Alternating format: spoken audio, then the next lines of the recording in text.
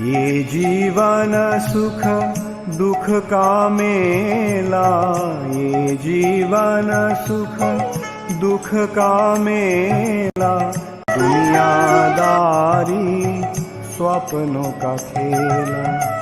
ये जीवन सुख दुख का मेला, दुनियादारी स्वप्नों का खेला।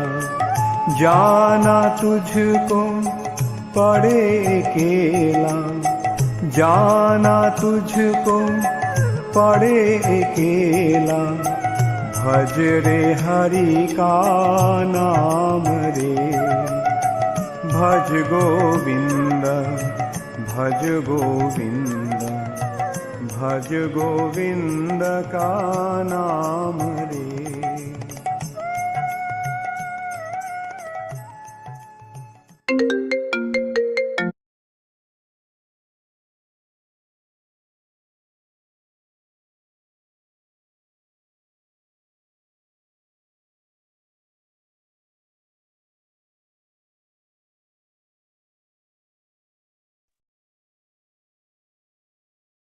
Hare Krishna, dear devotees, please accept our obeisances at your lotus feet.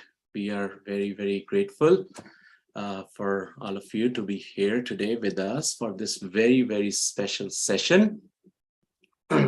So today, from ISKCON of Richmond, we are celebrating the most auspicious Vyasa Puja day of His Holiness Bhakti Charu Swami Maharaj. Bhakti Charu Swami Maharaj ki Jai. So yes, September 17th is the day this world had this wonderful, wonderful appearance of our dear beloved Param Pujnya Bhat Srila Bhakti Charu Swami Maharaj. And also is the day when Srila Prabhupada's lotus feet touched the land, the Western land on this day. 17 September 1965 is the day when Srila Prabhupada stepped onto the Western world, and that really, really changed the face of the world, as we all know. So His Holiness Bhakti Charu Swami Maharaj appeared on this date, 17th of September, and Maharaj always wanted to have a memorial festival for Srila Prabhupada on his Vyasa Puja. So that is the importance of this most auspicious day, and we are so fortunate to get to celebrate this in each other's association, and also in association of our very, very dear, respected, wonderful Adi Gadadhara Prabhu. So we are so grateful for Prabhuji to spend this precious time with us on this most auspicious day. Most of us for sure know and must be inspired by His Grace Adi Gadadhara Prabhu, but for those who are not so familiar or new to this Sangha, I just wanted to share a few things. It's always heart's pleasure to introduce. Basically, introduction of Adi Gadadhara Prabhu is to share his wonderful qualities, devotional qualities. So His Grace Adi Gadadhara Prabhu is a very, very senior Vaishnava. He's disciple of His Holiness Radhanath Swami Maharaj. He's been practicing Krishna consciousness for decades.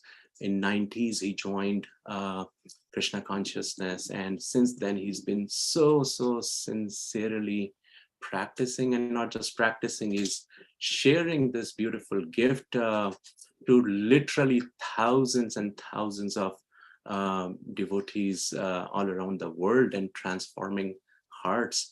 Prabhu is a physician by profession. He is based in Atlanta.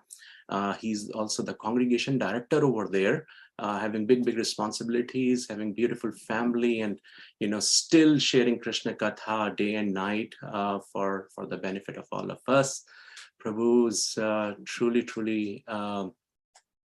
practicing this process in an exemplary way.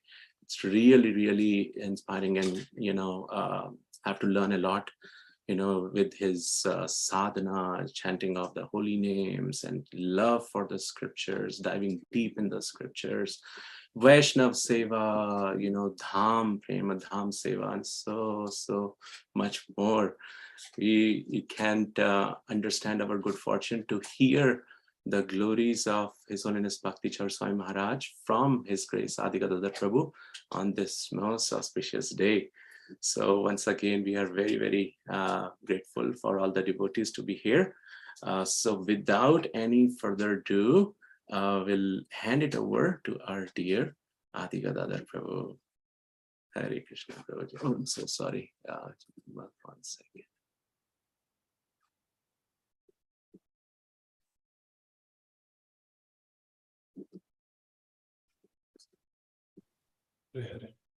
Hare Krishna.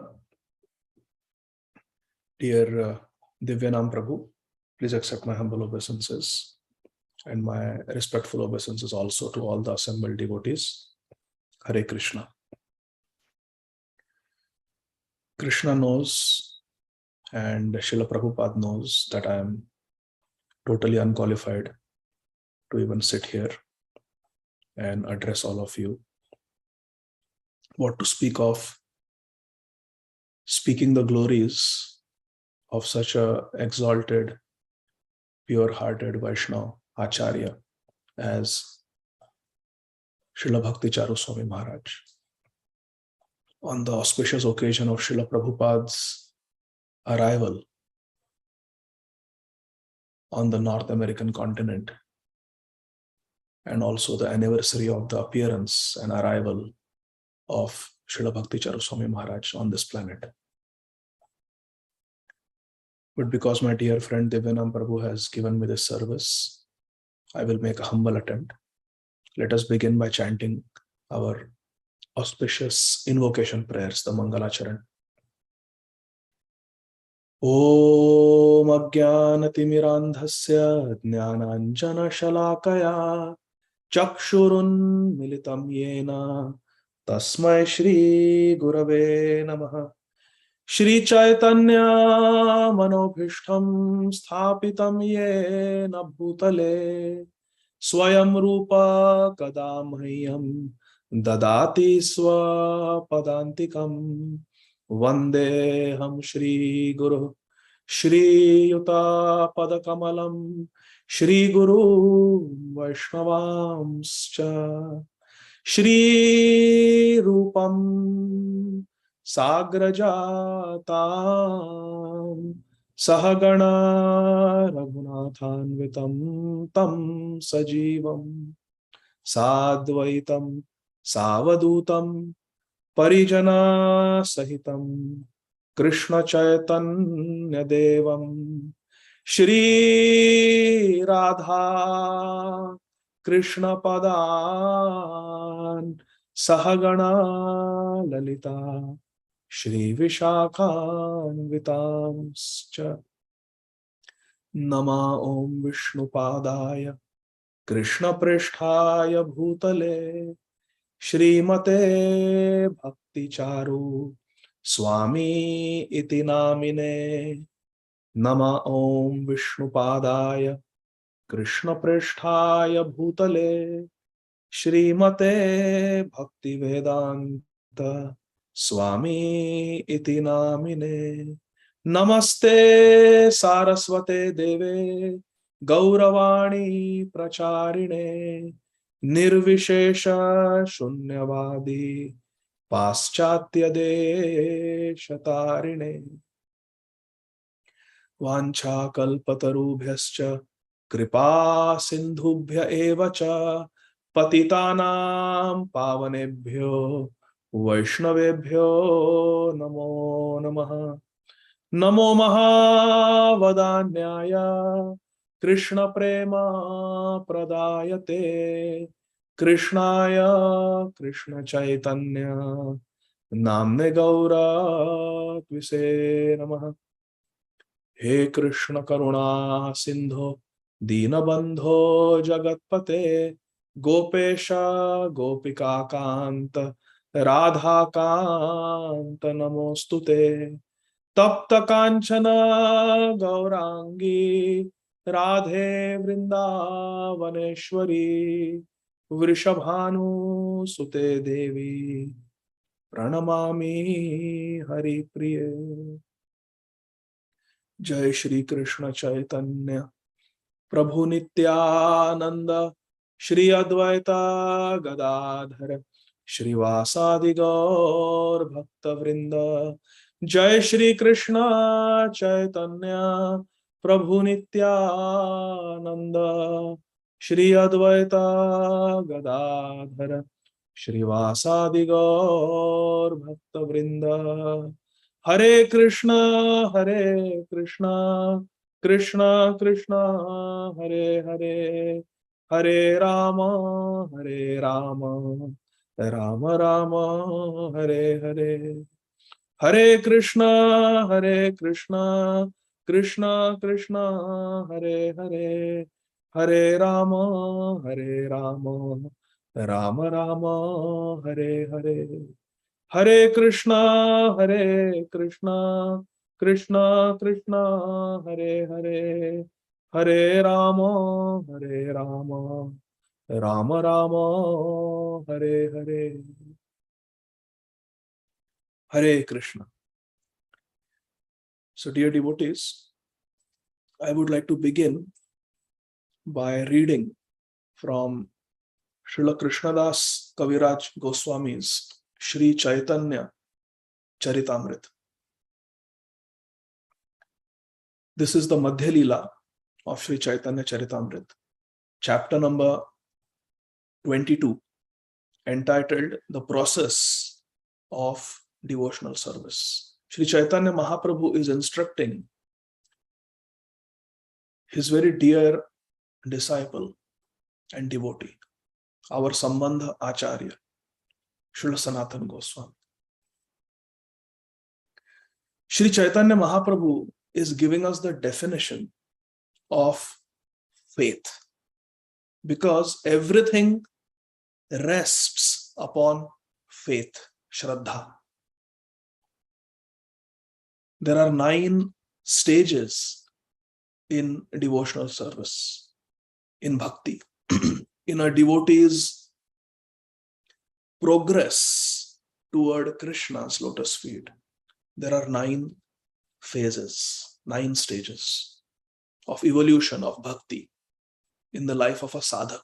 From sadhak to siddha, from sadhak, practicing devotee, to siddha, a perfected devotee. As we go from sadhak to siddha avastha, there are 9 phases. Srila Rupa Goswami describes these in Sri Bhakti Rasamrita Sindhu. Adav Shraddha. This verse is there in Chaitanya Charitamrita also. Adav Shraddha. Everything begins with Shraddha. First, there should be some faith. On the basis of this faith, we go to a sadhu. Adav Shraddha Tatha Sadhu Sang. With some faith in our heart, we go to a sadhu. And when we hear from the sadhu, Srila Prabhupada says, most important process is hearing. When we hear from the sadhu, we come to know what bhajan we are supposed to do. We are supposed to chant Hare Krishna Mahamantra. We are supposed to worship Krishna. We are supposed to read Srimad Bhagavatam, Bhagavad Gita, Chaitanya Charitamrita. We are supposed to worship the deity of Krishna. We are supposed to associate with devotees. We are supposed to bow down to Krishna. We are supposed to glorify Krishna. We are supposed to surrender to Krishna. All these instructions we get from sadhu, sadhu guru, sadhu sangha. And our bhajan kriya starts. Adav Shraddha, Tatha Sadhu Sangha, then bhajan kriya. Because of bhajan kriya, we become purified. Anartha nivritti. Vices in the heart go away. Lust, anger, greed, envy, pride, false ego, and illusion. Because of bhajan kriya. And when we become purified, we stop our sinful activities and we stop committing offenses. Then we get, our Shraddha becomes very strong, firm faith. It becomes Nishtha. आदौ श्रद्धा तथा साधु संग, भजन क्रिया, अनर्थ निवृत्ति, निष्ठा. When nishtha becomes more mature, it becomes a taste in Krishna consciousness. With anartha nivritti, we become fixed up, nishtha, fixed up in our bhakti. In Bhagavad Gita, Lord Krishna says, Tesham antagatam papa, janana punya karma, te dvandva moha nirmukta, bhajate mam drida vrata. Tesham antagatam papa. First, we have to have anartha nivritti. We should stop committing sins and offenses. Then bhajate mam drida vrata. Then we can become fixed up. That is called nishtha. Nishtha matures into taste. If we practice Krishna consciousness with firm faith, steady bhakti, if we practice not someday 16 rounds and someday 12 rounds, I'll carry forward 4 rounds. When I'm traveling, I will eat in restaurants. When I'm at home, I will eat prasad.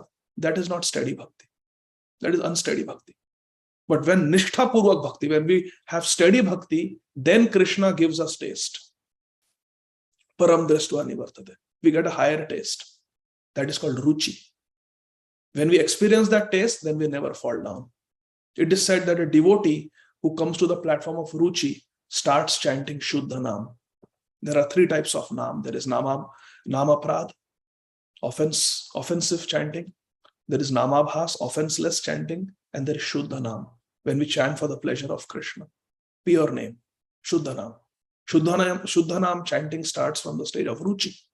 Srila Vishwanath Chakravarti Thakur explains. From ruchi, we go to the next phase of spiritual evolution, spiritual development. And that is called asakti, where we become very attached to Krishna now. We cannot live without Krishna. We are like a fish, and Krishna is Karuna Sindhu. Krishna is the ocean of mercy. We cannot leave Krishna ever. There is no question of fall down. Then there is bhav, which is the preliminary stage of prem. Symptoms of love start manifesting in the heart. That is called bhav. And then there is prem. Prem prayojan, Chaitanya Charitamrita describes. Sambandha abhideya prayojan. What is our relationship with Krishna? What is the process of realizing that relationship? And when that relationship is realized and we are acting on the platform of that relationship in perfect love, that is called prayojan, the ultimate goal of life. And that will come in the next chapter of Chaitanya Charitamrita. Prem prayojan. The ultimate platform is that of Krishna Prem. And we saw how Prem is the final 9th stage in the spiritual evolution of a sadhak practicing devotee. But where did it all start, my dear friends? It all started from Shraddha, faith. So here Sri Chaitanya Mahaprabhu is teaching us the definition of Shraddha. So let us read this verse. Verse number 22, verse number 62, chapter number 22, Madhya Lila, Sri Chaitanya Charitamrita of Srila Krishnadas Kaviraj Goswami Maharaj. And all the translations and all the purports have been mercifully given to us by our beloved, revered founder Acharya. Om Vishnupad Paramhamsa Parivrajaka Ashtottara Shata Shri Srimad Abhay Charana Arvinda Bhakti Vedanta Swami Maharaj Srila Prabhupada. Srila Prabhupada ki Jai. Let us see the definition, the paribhasha of Shraddha, faith. What is faith? Shraddha shabde vishwas ko hai sudrida nischaya Krishne bhakti kaile sarva karma kretahaya. Shraddha is confident, firm faith. Shraddha shabde vishwas kahe sudrida nischaya. Sudrida nischaya, firm faith and confidence, vishwas, confidence, sudrida nischaya, firm faith. Sudrida means very firm, strong, nischaya, determination, faith. So what is Shraddha? Shraddha shabde means vishwas kahe sudrida nischaya, firm faith and confidence in what? Shraddha in what? Can I have Shraddha in the Prime Minister or President of a nation? Can I have Shraddha in my local member of parliament or the senator or the congressman? Can I have Shraddha in my insurance policy that is going to save me? Can I have Shraddha in my employer? Can I have Shraddha in my 401k? Can I have Shraddha in my stocks and savings account? Can I have Shraddha in my property? Can I have Shraddha in gold? Gold is gold standard. Can I have Shraddha in my gold investments? No. These are all fallible soldiers. They will fail us. This body itself, to whom all these things belong, is going to fail us. This body is going to fail us. All these assets are going to fail us. All these relationships are temporary. They are going to break. No. Shraddha, word Shraddha or faith cannot be used in relationship to all these. In fact, Shraddha cannot be even used for the demigods, the Devatas and the Devis. No. Look at the second line. Krishna Bhakti kaile sarva karma krito hai. Shraddha or faith can only be applied to Krishna. Vishwa Sudrida Nishchay. Confident, firm faith that Krishna Bhakti kaile, if I render loving devotional service to Lord Krishna, sarva karma krita hai. Automatically everything will be achieved. Everything will be achieved. It includes everything. Service to Krishna includes everything. Such faith is favorable to the discharge of devotional service. This can lead us to prem. This type of faith. What faith? That Krishna Bhakti kaile sarva karma krito hai. By rendering transcendental loving service to Krishna, one automatically performs all subsidiary activities. Everything is included. Then I don't have to do any Devi or Devata Upasana. There is no need for any demigod worship. Because Krishna's worship includes everything. And it will come in more detail in the subsequent verses. Purport by Srila Prabhupada. So I was blabbering in between. So let me read Srila Prabhupada's perfect words once more. Just the translation. Shraddha is confident, firm faith that by rendering transcendental loving service to Krishna, one automatically performs all subsidiary activities. Such faith is favorable to the discharge of devotional service. To get along the trajectory of devotional service, you want to get to Krishna Prem. It starts with Shraddha. This is Shraddha. Confident, firm faith that by serving Krishna, loving Krishna, everything is achieved. Purport by Srila Prabhupada. Firm faith and confidence are called Shraddha. Firm faith and confidence are called Shraddha. So Shraddha is not just faith. It is also confidence. In who? In Krishna. That is Shraddha. Firm faith and confidence are called Shraddha. When one engages in the Lord's devotional service, means Krishna's devotional service, Krishna Bhakti. See, Prabhupada is translating these Bengali words, Krishna Bhakti, as Lord's devotional service. See how perfect Srila Prabhupada's purports, how loyal Srila Prabhupada's purports are to the original author, Srila Krishnadas Kaviraj Goswami. In simple English, universal language, Srila Prabhupada is explaining. Same essential message. When one engages in Lord's devotional service, he is to be understood to have performed all his responsibilities in the material world. He has satisfied his forefathers, ordinary living entities, and demigods, and is free from all responsibility. Prabhupada is saying all these things, but each and every word that Srila Prabhupada is saying is going to be substantiated by Srimad Bhagavatam in the subsequent verses. Srila Prabhupada's purports are non-different from the Vedic literature. Therefore, one of the Namaprads, Shruti Shastra Nindanam, Srila Prabhupada has translated into English as to blaspheme the Vedic literatures or literatures in pursuance of the Vedic version.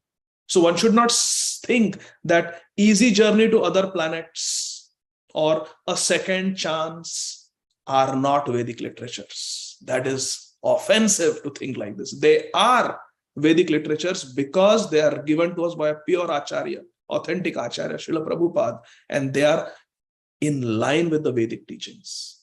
Srila Prabhupada's purports are Shabda Brahma. They are Vedic literatures. And we will all see every thing that Srila Prabhupada is saying, every statement Srila Prabhupada is making is substantiated by verses from Bhagavad Gita and Srimad Bhagavatam. We will see that. So Srila Prabhupada is saying, it is to be understood that he has performed all his responsibilities in the material world. He has satisfied his forefathers, ordinary living entities, demigods, and is free from all responsibility. Such a person does not need to meet his responsibility separately. It is automatically done. Fruitive activity, karma kand, is meant to satisfy the senses of the conditioned soul. However, when one awakens to Krishna consciousness, he does not have to work separately for pious activity or karma kand. The best achievement of all fruitive activity, because why Prabhupada is focusing on karma? Because look at the verse. The verse says, Sarva karma krita hai. Everybody is acting in this world. Everybody is working in this world. So who should we work for? We should work for the satisfaction of Krishna. Yasmin tushte jagat tushtam. If Krishna is satisfied, everyone is satisfied. So Prabhupada is focusing, elaborating on this word karma. However, when one awakens to Krishna consciousness, he does not have to work separately for pious activity. The best achievement of all fruitive activity is detachment from material life. And this detachment is spontaneously enjoyed by the devotee firmly engaged in Lord's service. This is Param Drishtwani Vartate. If we are attached to Krishna's service, then naturally we will become detached. If someone is holding a suitcase, and we give them another suitcase, take this suitcase, this is more valuable. That suitcase only has some tissue rolls and some ordinary things. But this has got all your money, all your jewels, and most importantly, your deities are there. So we have to drop that suitcase to take this suitcase because it's more important. So if one takes up to the loving service of Radha and Krishna, then the other material activities that we were holding, automatically we will have to drop them. That is what Srila Prabhupada is saying. This detachment is spontaneously enjoyed by the devotee who is firmly engaged in Krishna's service, Lord's service. We have to be engaged in Krishna's service. Now see, Srila Prabhupada made so many statements in the purport. Everything is there, substantiated by Srimad Bhagavatam. Very famous verse. Srimad Bhagavatam 4.31.14. Yatha taror mula nishechanena triptyanti tat skandha bhujopashakha pranopahara chayathendriyanam tathaiva sarvarhanam achyuteja. Yatha taror mula nishechanena. Just like if you water the root, mula, of a taror, of a tree, if you water the root of a tree, nishechanena, triptyanti tat skandha bhujopashaka, the branches, the leaves, everything tat of that tree will be triptyanti, will be satisfied automatically. Okay, this is one example that by watering the root of the tree, the whole tree, the branches, twigs, leaves, everything is hydrated, everything is nourished. One example. Second example, pranopahara chayathendriyana. If we give ahar, if we give food to the stomach, from there all the nutrients are absorbed into the bloodstream and the whole body, all the indriya, everything, karmendriya, jnanendriya, everything is nourished. We don't have to feed the ear separately, the nose separately, the eye separately. No, just feed the stomach and all the indriyas of the body will be automatically nourished from the stomach. So Krishna is the root of the tree, Krishna is the stomach. Tathaiva.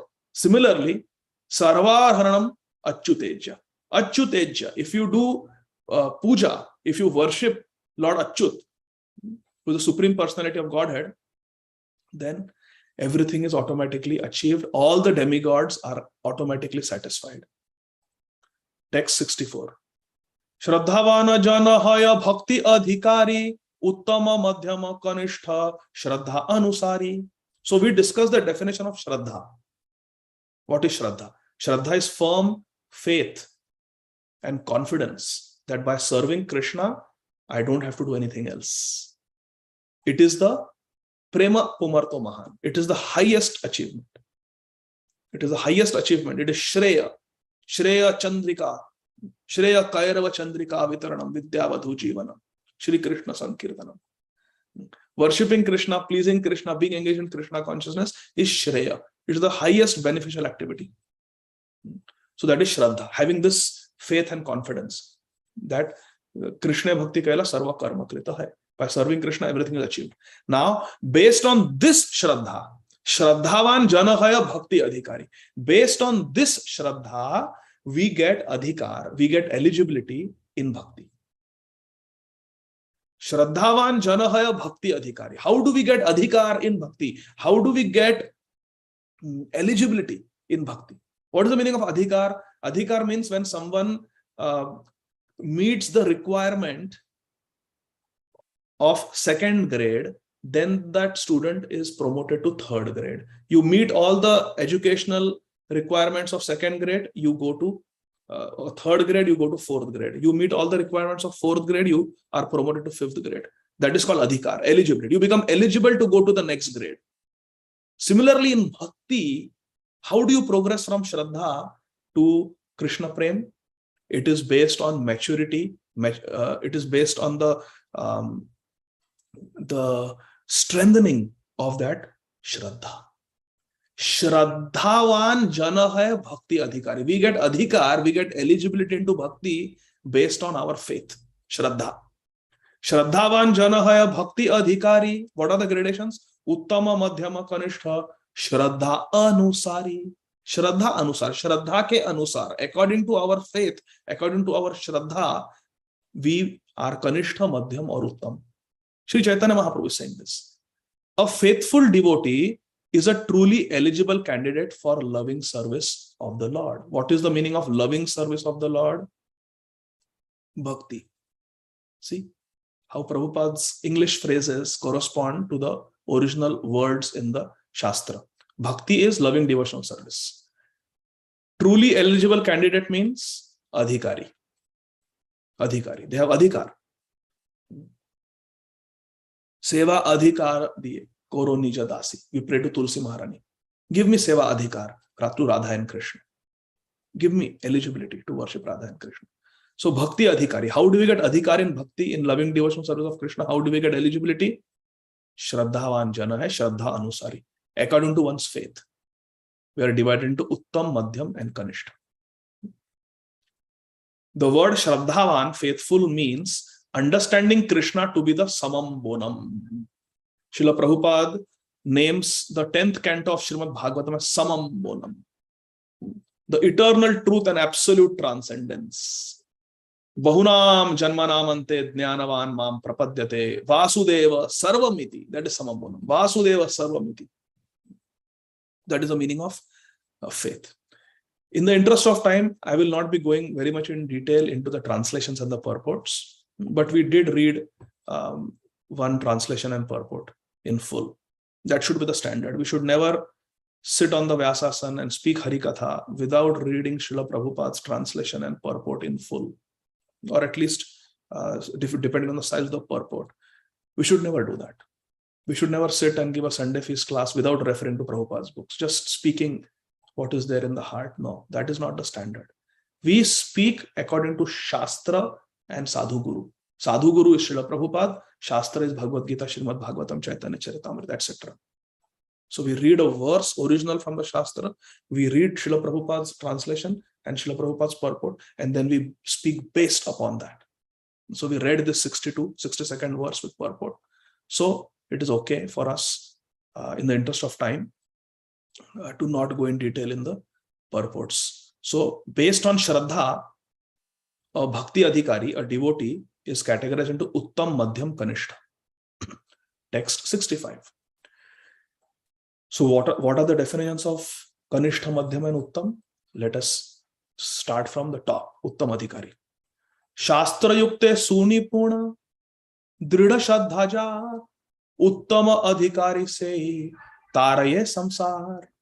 Who is Uttama Adhikari? One who is expert in logic. Shastra Yukte Su Nipuna. Nipuna means expert. Su Nipuna means very expert. Very expert in knowing what is the essence of the Shastra. Shastra Yukte does not mean one has to know Sanskrit or Bengali or Hindi. No, not at all. We have gone to English medium schools. The medium of instruction has been English in our schools and colleges. We have studied English grammar, English language properly, no worries. Srila Prabhupada is Senapati Bhakta of Sri Chaitanya Mahaprabhu. He is our founder Acharya. He has given to us in the English language. Just by understanding Srila Prabhupada's translations and purports, what Srila Prabhupada is saying in his books and in Srila Prabhupada's recorded lectures, video lectures and audio lectures, if you simply hear in English what Srila Prabhupada is saying, one may not know a word of Sanskrit or Bengali.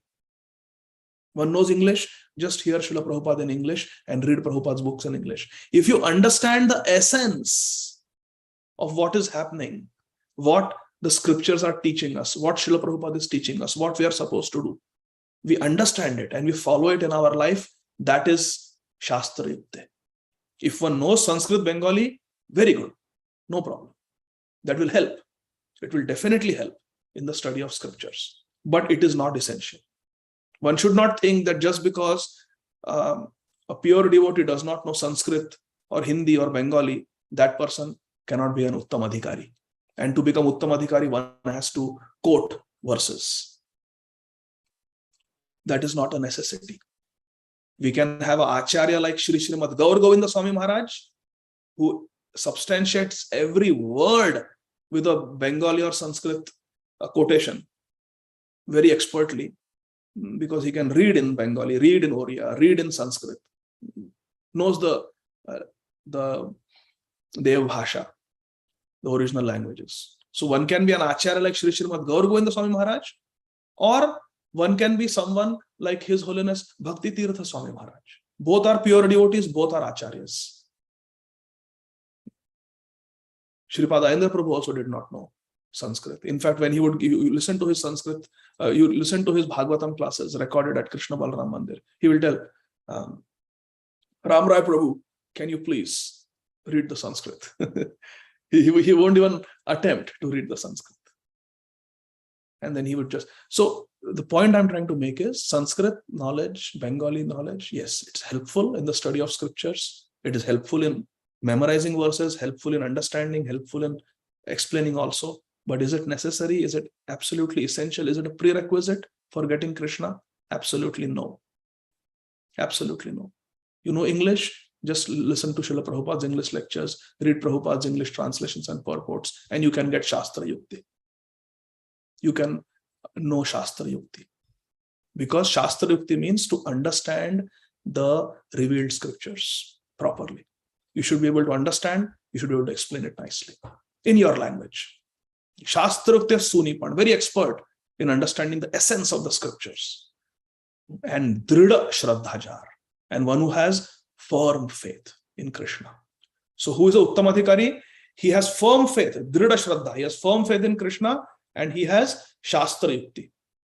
He very expertly, Sunipun, very expertly knows what the scriptures are saying. What is the message of Bhagavad Gita? What is the message of Bhagavatam, Chaitanya Charitamrita? And is living life based on those teachings. Has full faith in Krishna. That is Uttamadhikari. And such a Uttamadhikari, say Taraya Samsar, can deliver the whole world. Brahmanda Tarite Shakti Dhare Jane Jane. Shri Devakinandan Prabhu, in his Vaishnav Geet, he has written that each and every associate of Mahaprabhu has the power to deliver a Brahmanda, entire universe. Brahmanda Tarite Shakti Dhare Jane Jane. These are the associates of Mahaprabhu. Each associate of Mahaprabhu is a Jagat Guru. Taraya Samsar. A pure devotee, because they are pure devotees, Uttamadhikaris, they can deliver the whole world. Firm faith, unshakable faith, and Sunipun, very expert in Shastra Yukti. Knows what the scriptures are saying, regardless of the language. Knows it. Then this is same principle from Bhakti Rasamrita Sindhu in Sanskrit. Okay, so we'll skip that in the interest of time. Text 67. Now, who is a Madhyamadhikari?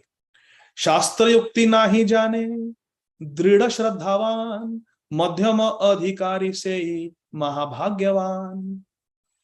So, who is a Madhyamadhikari? Shastra Yukti nahi jane. Is not very expert. It's not that it doesn't know at all Shastra. No, a Madhyamadhikari knows Shastra, but may not be very expert. You can confuse them. You You can confuse them through argument. So they have knowledge, but they are not sunipurna. So Shastra Yukti nahi jani. They are not very expert, very learned in the scriptures, revealed scriptures. But Drida Shraddhavan. But they are very, very strong faith. You can get into an argument with a Madhyamadhikari and confuse the Madhyamadhikari or even defeat the Madhyamadhikari in philosophical debate. But you cannot shake their faith 1 inch. You can beat them down, defeat them, but they will still chant Hare Krishna. They are not going to leave Krishna. You try to convince them that you should worship this Baba, that Baba, and argue, shoot arguments at them, and they may not be able to defeat you in a debate. But that does not mean that a Madhyamadhikari will start following your Baba or this, that. No. You continue to chant Hare Krishna. Because why? Because Shraddhavan. He is fixed in his Drida Shraddhavan. He has got firm faith. So Madhyamadhikari has firm faith, but in contrast to Uttamadhikari, a Madhyamadhikari does not have Shastra Yukti. He is not very expert in argument and logic based on revealed scriptures. That is Madhyamadhikari. Sei Mahabhagyavan. But he is still very fortunate. Why Bhagyavan? Because he is Shraddhavan. Because he has faith in Krishna and he is doing Krishna bhajan. So he is Mahabhagyavan. Whereas Uttamadhikari is Taraya Samsar. He can deliver the whole world. Can a Madhyamadhikari Taraya Samsar? No. Madhyamadhikari cannot deliver the whole world, but Madhyamadhikari is still very fortunate because he is engaged in Krishna Bhakti. Okay. Then again, that same principle is taught in Sanskrit language. Now, what is a Kanishtha-adhikari? Text 69. Jahara Komala Shraddha Se Kanishtha Jan Krama Krame Teho Bhakta Haibe Uttam. Sri Chaitanya Mahaprabhu explaining who is a Kanishtha-adhikari, who is a neophyte devotee.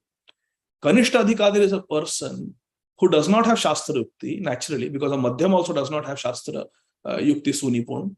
Madhyamadhikari also does not have. So there is no question of a Kanishta having Shastra Yukti.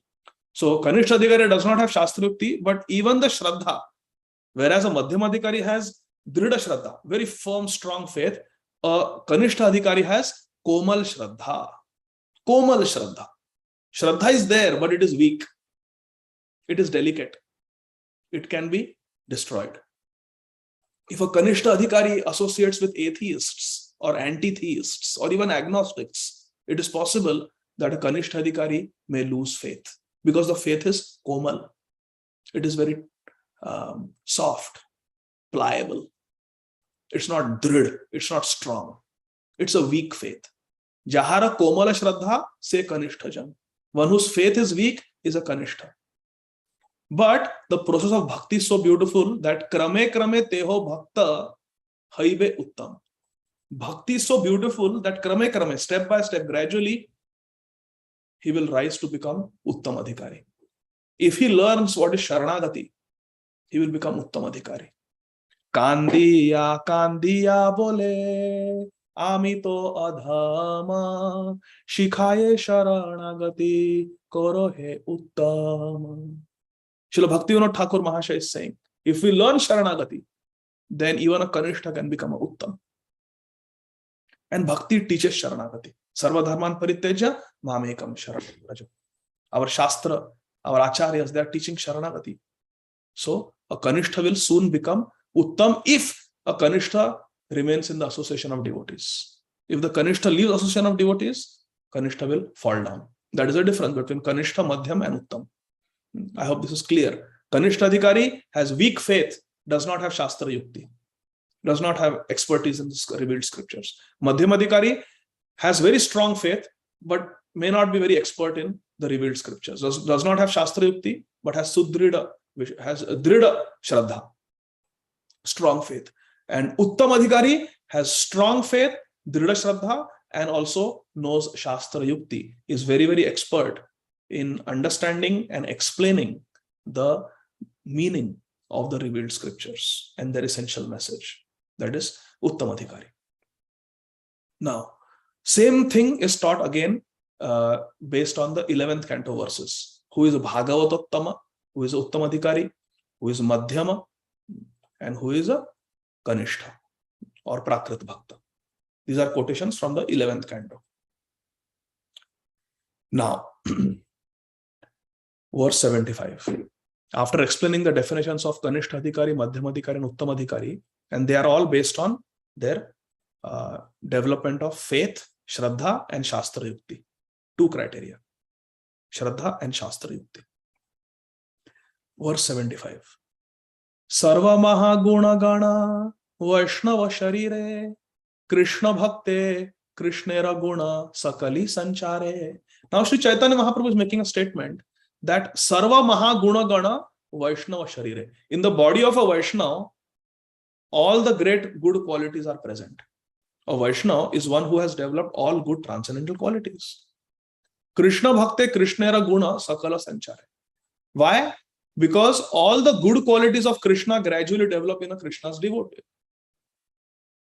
Krishna is so kind that he gives his own divine qualities to the devotee. So a devotee can never become God, but a devotee can become godly. Srila Prabhupada said that. Somebody told Srila Prabhupada, we can become God, I am God. Prabhupada said no. A jiva, a living entity, can never become God, but a living entity can become godly. This is the praman, this is the proof, this is the meaning of it. That we can develop Krishna's qualities. 50 qualities we can develop in minute quantity. And that is good enough for us. But we can never become Krishna, who has got 64 qualities in full. Krishna's qualities are unlimited. Unlimited qualities. Achintya guna swarupam govindam adi purusham taham bhajami. But 50 qualities we can develop by Krishna's mercy. So it is said that all the good qualities of Krishna are there in a Vaishnava. Now look at this verse. This is the proof from Srimad Bhagavatam. This is the praman.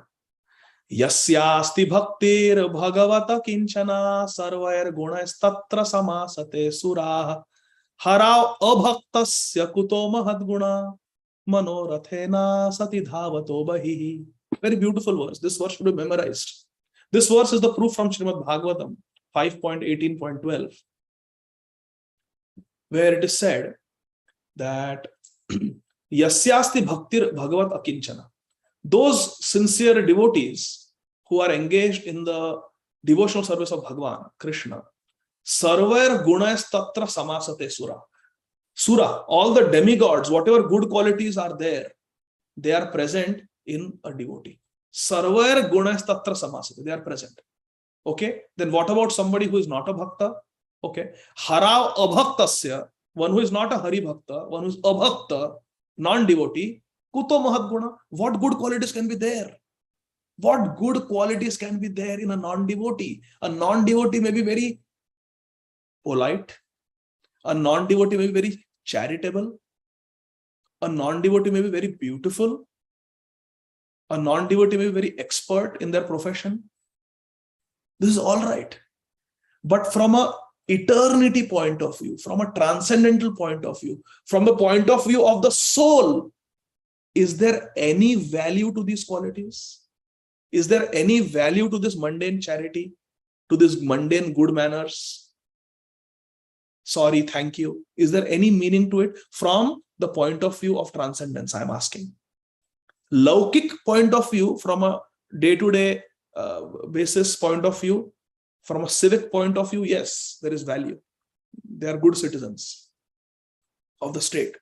But from a spiritual point of view, from a transcendence point of view, from the eternity point of view, from the point of view of who we really are, spiritual souls, from the point of view of Nitya Dharma, from the point of view of Jaiva Dharma, is there any value to these so-called good qualities which have no tinge of bhakti, which have no tinge of Krishna consciousness? There is zero value, there is no value.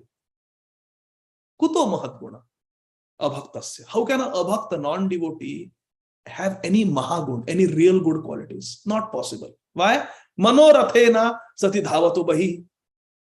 Because wo manmani acharan karte hai.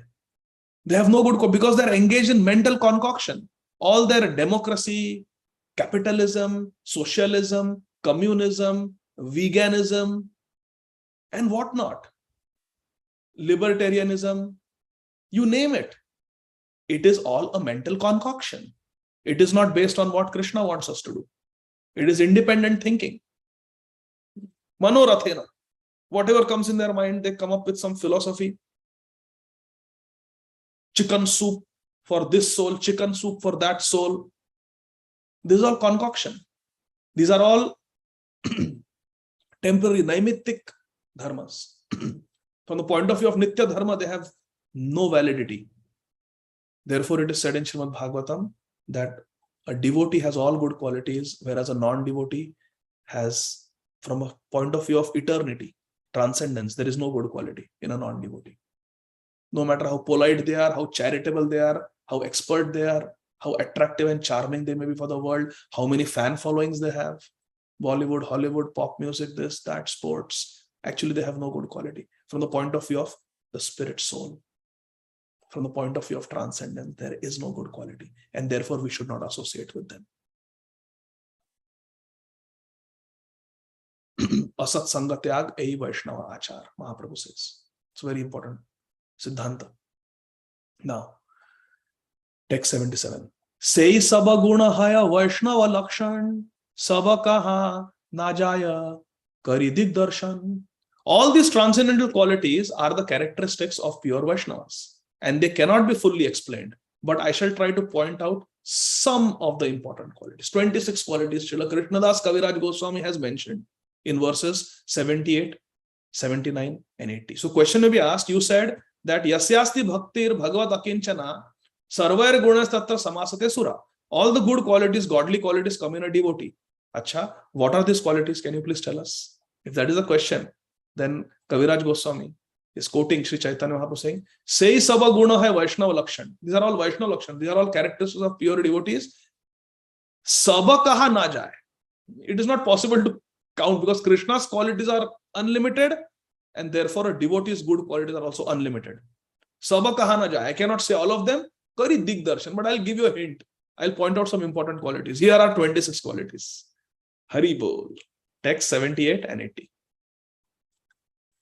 Kripalu akrita droha satya sarasam nidosha vadanya mridu shuchi akinchan sarvopakaraka shanta krishnaika sharan akama aniha sthira vijita shadgan mita bhuk apramatta manada amani gambhira karuna maitra kavi dakshamoni. 26 qualities Sri Chaitanya Mahaprabhu has enumerated here. What are they?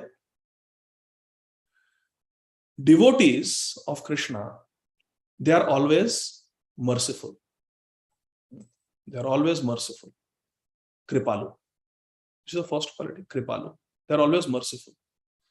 Then, Akrita Droha.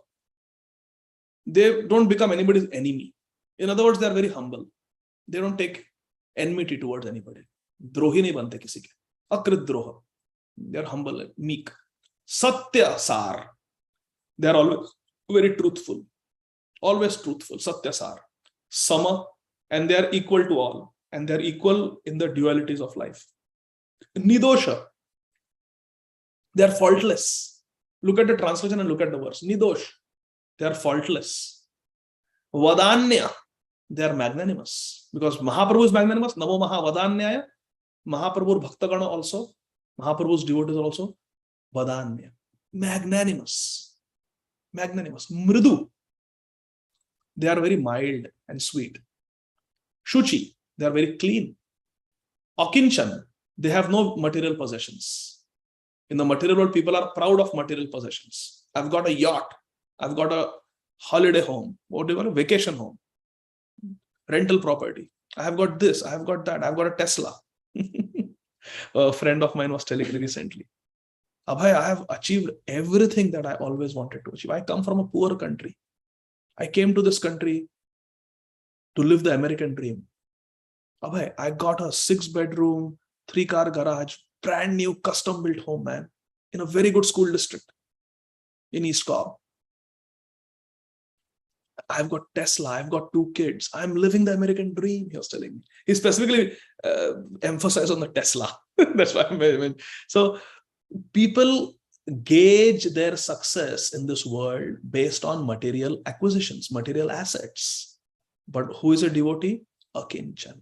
No material possessions. No material possessions. Sarva upakaraka. A devotee sarva upakaraka. Sab pe upkar karte hai. They perform welfare work for everyone, not just for their disciples or people of their mutt or their society or their community. No. Sarva upakaraka. They work for the welfare of everyone. That's a devotee. Shanta. They are peaceful.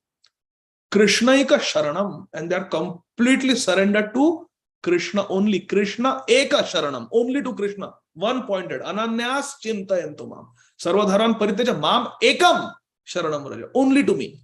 Krishna says. So a pure devotee is Krishna Eka Sharanam. Krishna Eka Sharana. Surrendered to Krishna only. Akam. Does not have any material desires. Desireless. Akam. No material desires. Aniha. Aniha means very fixed up and indifferent to material acquisitions. Aniha. Udasin. Indifferent to material acquisitions. Then sthira. Aniha. So where is it? Akam, aniha, sthira. Sthira means fixed in devotional service. Fixed in devotional service. And then Vijita Shad Guna. Vijita means to conquer. Shad Guna means the 6 bad qualities. Lust, anger, greed, envy, pride, false ego. Completely control the 6 bad qualities. Vijita Shad Guna. That is the next quality. Then Mita Bhuk. Does not overeat. Eats only what is required. And only eats prasada. Mita Bhuk. Diet is controlled. Atyahara prayasascha prajalpo niyama. Like that. Doesn't eat more than required and eats only Krishna prasad. Apramatta, not inebriated. Inebriated means intoxicated. What is the most common intoxicant on the path of spirituality? Pride. Pride, pramatta. But they are not intoxicated, not inebriated. Apramatta. And manada. Manada. Mana means respect. Da means to give. Dadati. Manada. They give respect. They are respectful. They are amani. They don't expect any respect without false prestige. They are amani. They are gambhir, grave. Karuna. They are compassionate. Maitra. They are friendly. Kavi. They are poetic and expert. Learned. Kavi also means learned. And daksha. They are expert. And mauni. They are silent. These are the 26 qualities of a devotee. 26 qualities that manifest in a devotee of Krishna. So this is Mahaprabhu teaching us. Now let us see how His Holiness Bhakti Charu Swami Maharaj manifested all these 26 qualities. Are you all eager to hear? So let's get started. Actually, what I have prepared is, for each quality, I have prepared example from Srila Prabhupada's Leela. From Srila Prabhupada's example, because Srila Prabhupada is a perfect Acharya. And corresponding anecdote, pastime from the life of Srila Bhakti Charu Swami Maharaj. But I have another service coming up at 12 o'clock and it's already past 11. So we don't have time. So I will only speak about Srila Bhakti Charu Swami Maharaj's pastimes. So please forgive me for that. But Srila Prabhupada will be most pleased with the glorification of his dear son, Srila Bhakti Charu Swami Maharaj. So we will discuss how Srila Bhakti Charu Swami Maharaj exemplifies these 26 good qualities. First quality is Kripalu, merciful.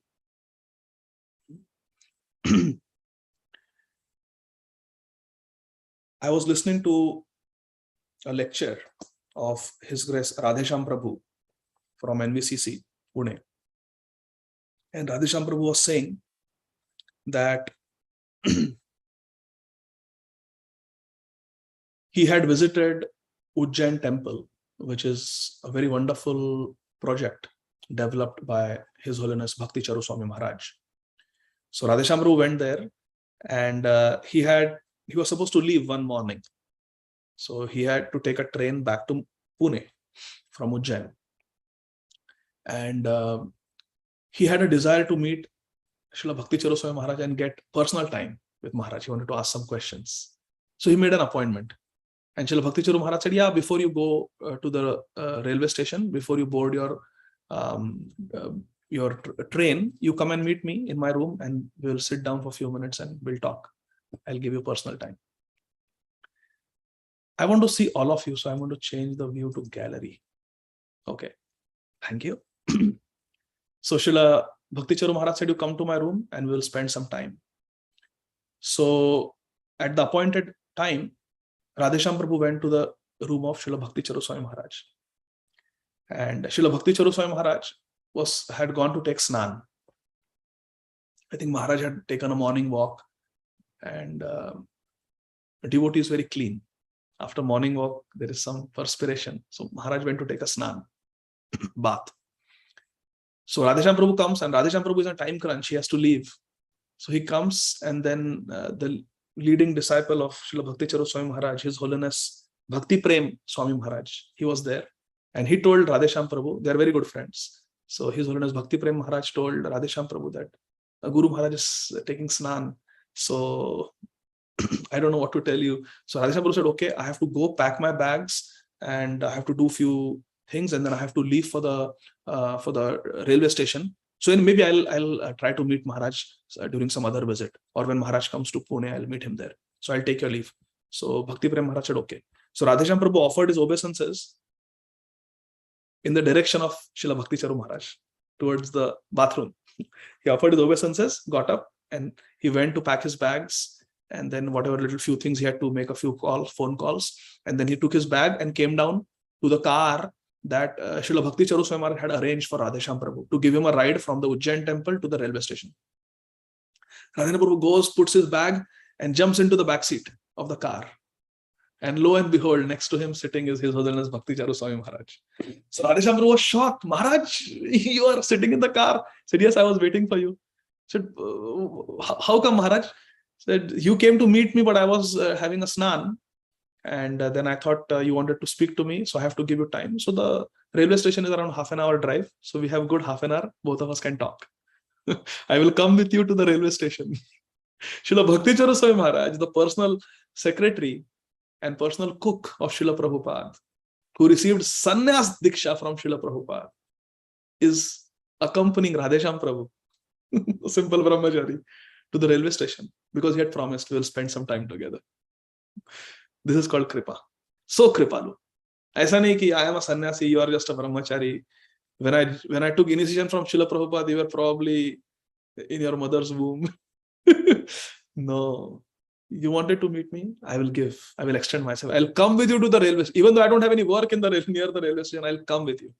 This is called kripa. This is mercy. Very merciful. Srila Bhakti Charu Swami Maharaj.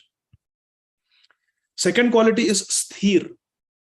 A devotee of Krishna is very sthir, very steady, very stable. And this, I have got a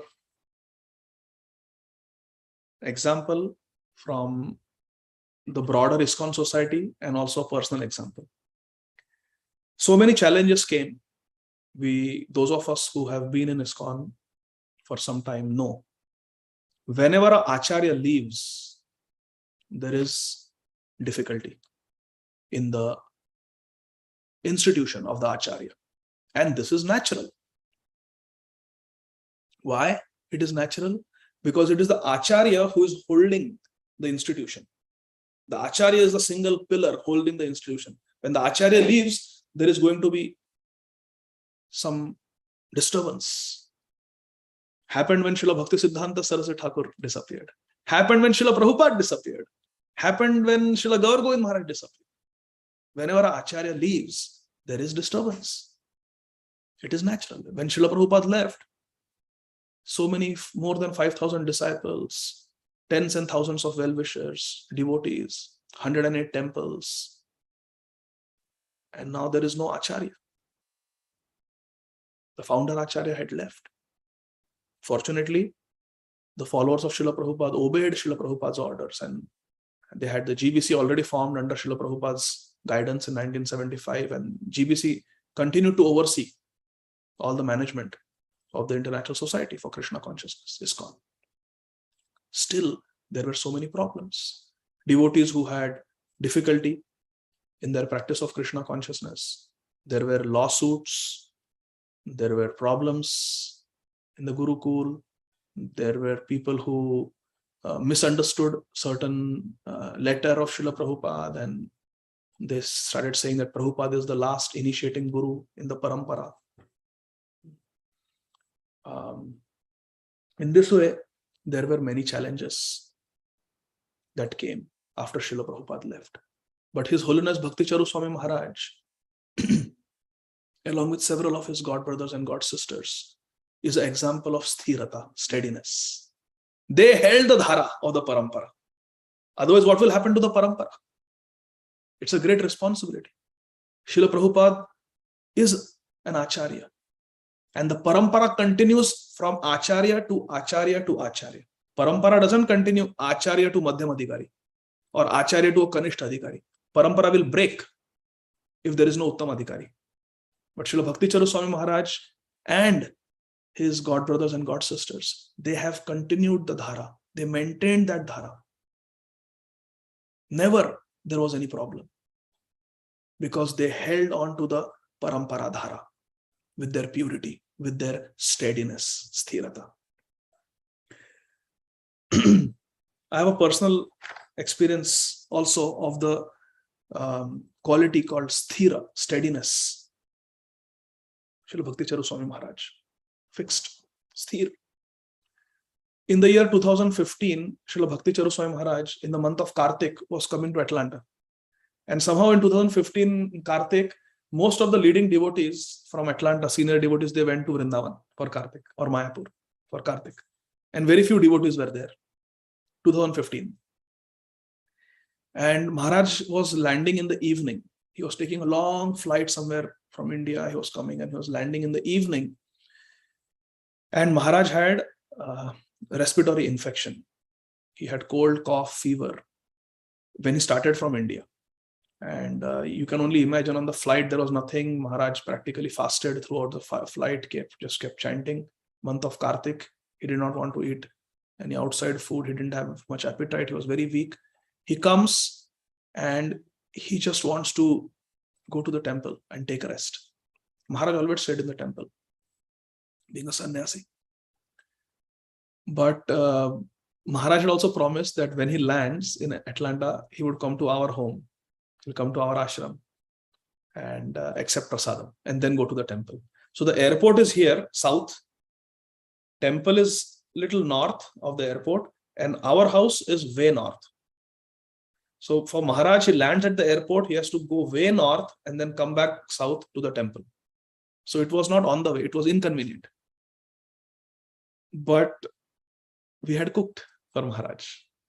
And Radha had taken off from work that day because Maharaj was coming in the evening, and whole afternoon she was cooking for Maharaj. So Maharaj lands, and we did not know that Maharaj is not well, feeling well. So Maharaj lands and he wants to go to the temple. But then Shvetaswarup Prabhu told Maharaj that, Maharaj, there's an invitation for dinner at such and such devotee's house. So Maharaj says, okay, we have given our word, so we'll go. Even though Maharaj was not feeling well. So when Prabhuji told me, Shvetaswarup Prabhu told me that Maharaj is not well, but we are coming, make sure everything is ready and don't keep Maharaj waiting. Maharaj will take prasadam and then immediately leave because he has to take a rest. But again, tomorrow morning, Maharaj wants to be there for Mangal Arti, 4:30. Maharaj very strict. So I said, just take Maharaj to the temple. We will pack the prasadam and we'll bring it to the temple. I told Shvetaswarup Prabhu. So Prabhuji told Maharaj. Maharaj said, no. Because my mother-in-law had also come. So Maharaj said, no, I will. He has got children also, so I will meet his children. I will meet his mother-in-law. I will meet the whole family. If he brings prasad, he will come alone.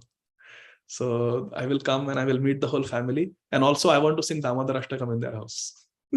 So Maharaj was not well. He came. I remember he came, he did Achaman, he sat down at the harmonium and he sang beautiful Damodar Ashtakam. And then he offered Aarti. Then he came and sat and took prasadam. So steady, even though he was not feeling well, because he had promised, he did that. So Devotee is very sthir, unshakable, sthir, unshakable. I have given my word, I will do it. Come what may. Number 3 is Manada. He's very respectful. There used to be a devotee in Atlanta. Now he has been transferred somewhere else. I don't know where he is. I have met him only few times. His name is Ganapati Krishna Prabhu. Ganapati Krishna Prabhu from Atlanta. And what had happened was Srila Bhakti Charu Swami Maharaj, I don't remember the details, but when Srila Bhakti Charu Swami Maharaj entered the Nitya Leela, in one of the offering programs, Ganapati Krishna Prabhu made this offering. I remember hearing it, but I may be little off as far as the details are concerned. But what happened was Srila Bhakti Charu Swami Maharaj was supposed to go somewhere, and he had a layover in Atlanta. And Ganapati Krishna Prabhu was supposed to take prasadam. I think there was a 2.5 hour layover in Atlanta airport. Something like that. So he was supposed to go. But then Maharaj's travel plans changed. There was some urgent need somewhere. So Maharaj was taking a direct flight there, and he was not going to go through Atlanta airport. So Maharaj, through his assistant, conveyed it to Ganapati Krishna Prabhu that you don't have to bring prasadam on such and such a date, because I'm not coming to Atlanta. I'm taking a direct flight to my destination. So it was conveyed, and Ganapati Krishna Prabhu was not even initiated that time. As a new devotee, and he accepted that. Okay, Maharaj plans change, it's okay.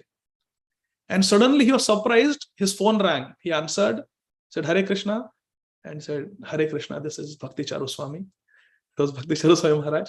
And he apologized to Ganapati Krishna Prabhu that, sorry, I know you must have made plans, but on that day I will not be coming through Atlanta. But in my next visit to Atlanta, you can come and meet me, and you can cook for me also if you like. But this time it will not be possible because I'm not going through Atlanta. So Ganapati Krishna was saying, what was the need for Maharaj to call me? Who am I? Such an insignificant new bhakta. But Maharaj was so respectful that even to a new devotee, that Maharaj thought it was important for him himself to call and let the devotee know that my plans have changed. This is Manad, giving respect to everyone. 4th is Maitra. Friendly. Devotee is very friendly.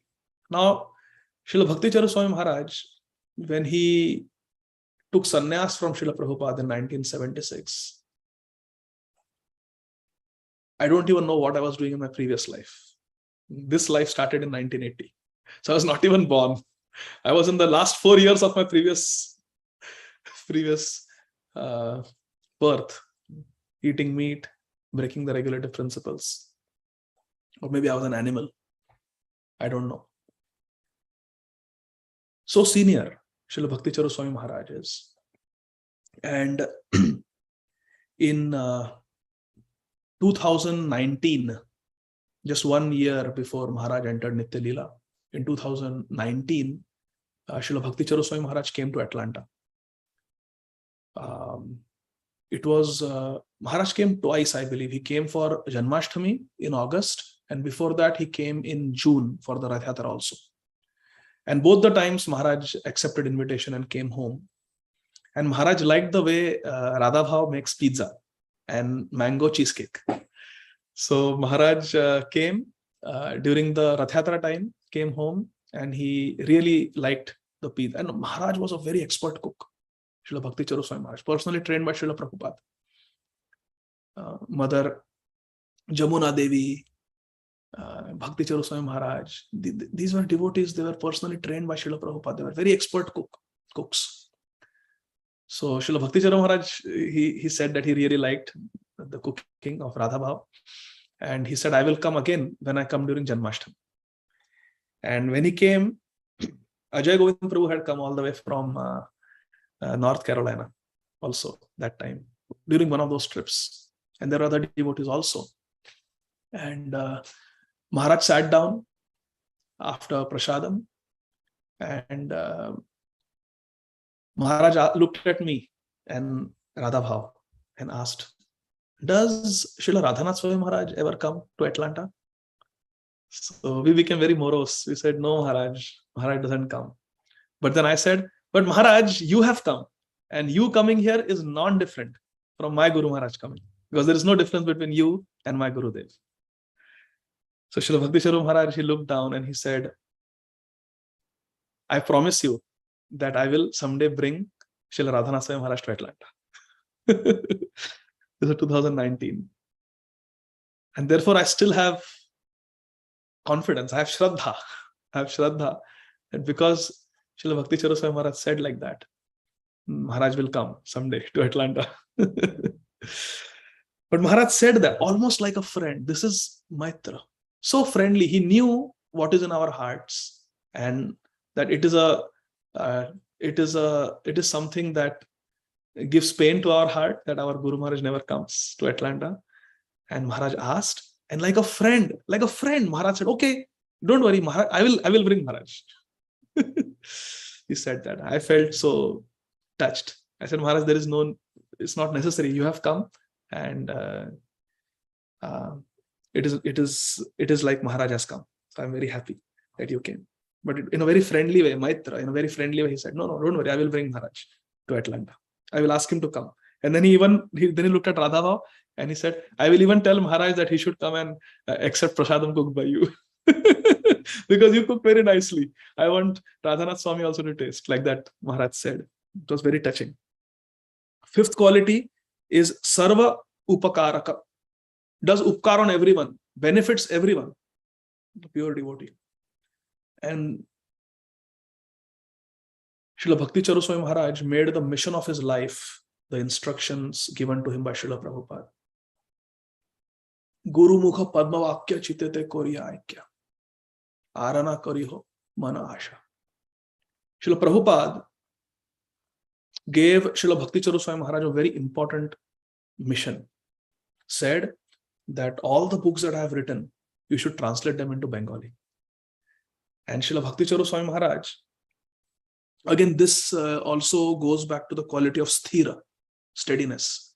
Srila Bhakti Charu Swami Maharaj, I think it took him around 10 years, but every day he would take rest at 9:30 p.m. And for a major period of this 10 years, he stayed in Mayapur Dham. And from 12, he would wake up at 12 midnight, and from 12:30 to 4:30, 4 hours every day, he would sit and translate Prabhupada's books from English into Bengali. And then 4:30, he would go for Mangalarti and Japa and everything. Only 3 hours, 2.5 hours he would sleep. 9:30 to 12. 2.5 hours of sleep for almost 10 years.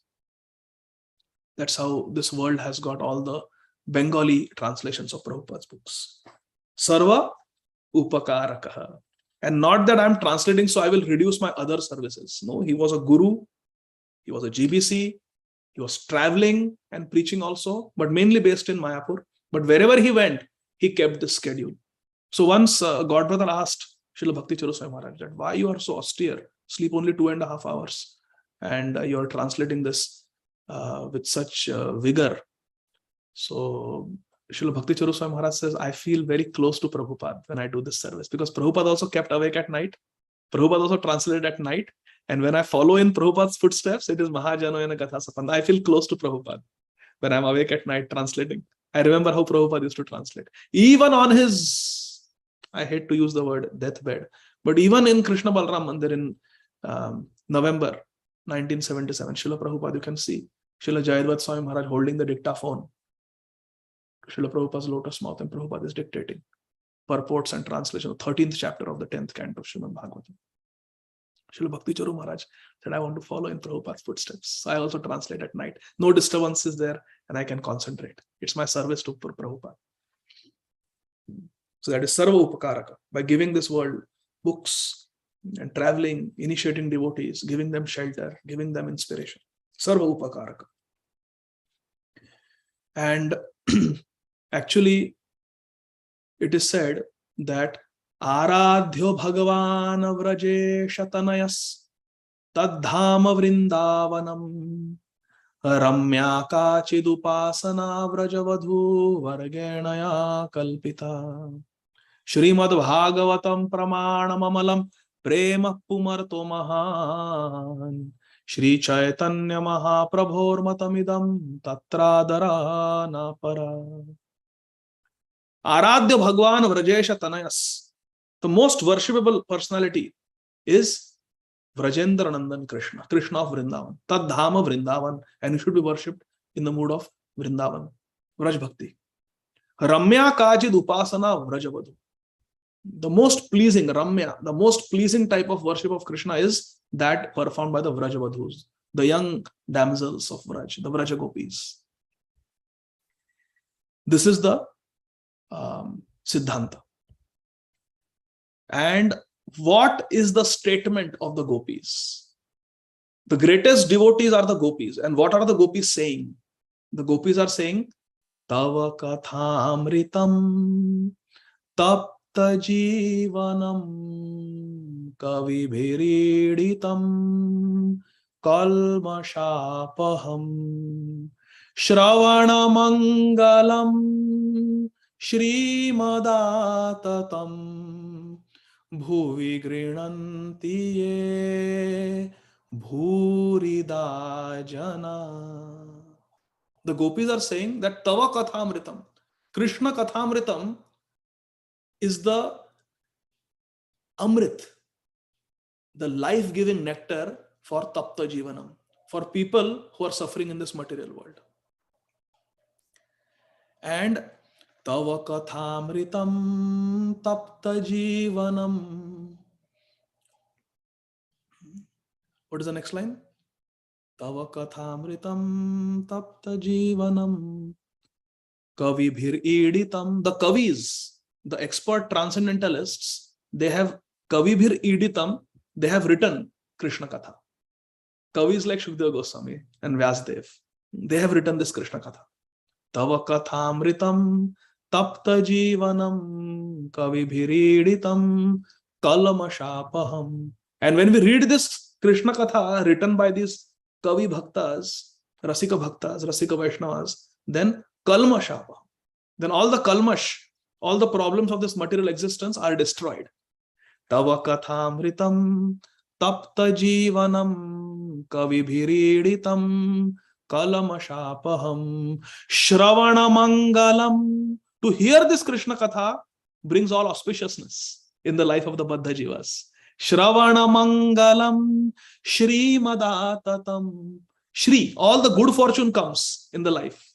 Bhakti comes in the life of anyone who hears Krishna Kathamrit. Shravana Mangalam Shrimadatam. But who should we hear? Shravana Manga, who should we hear Krishna Katha from?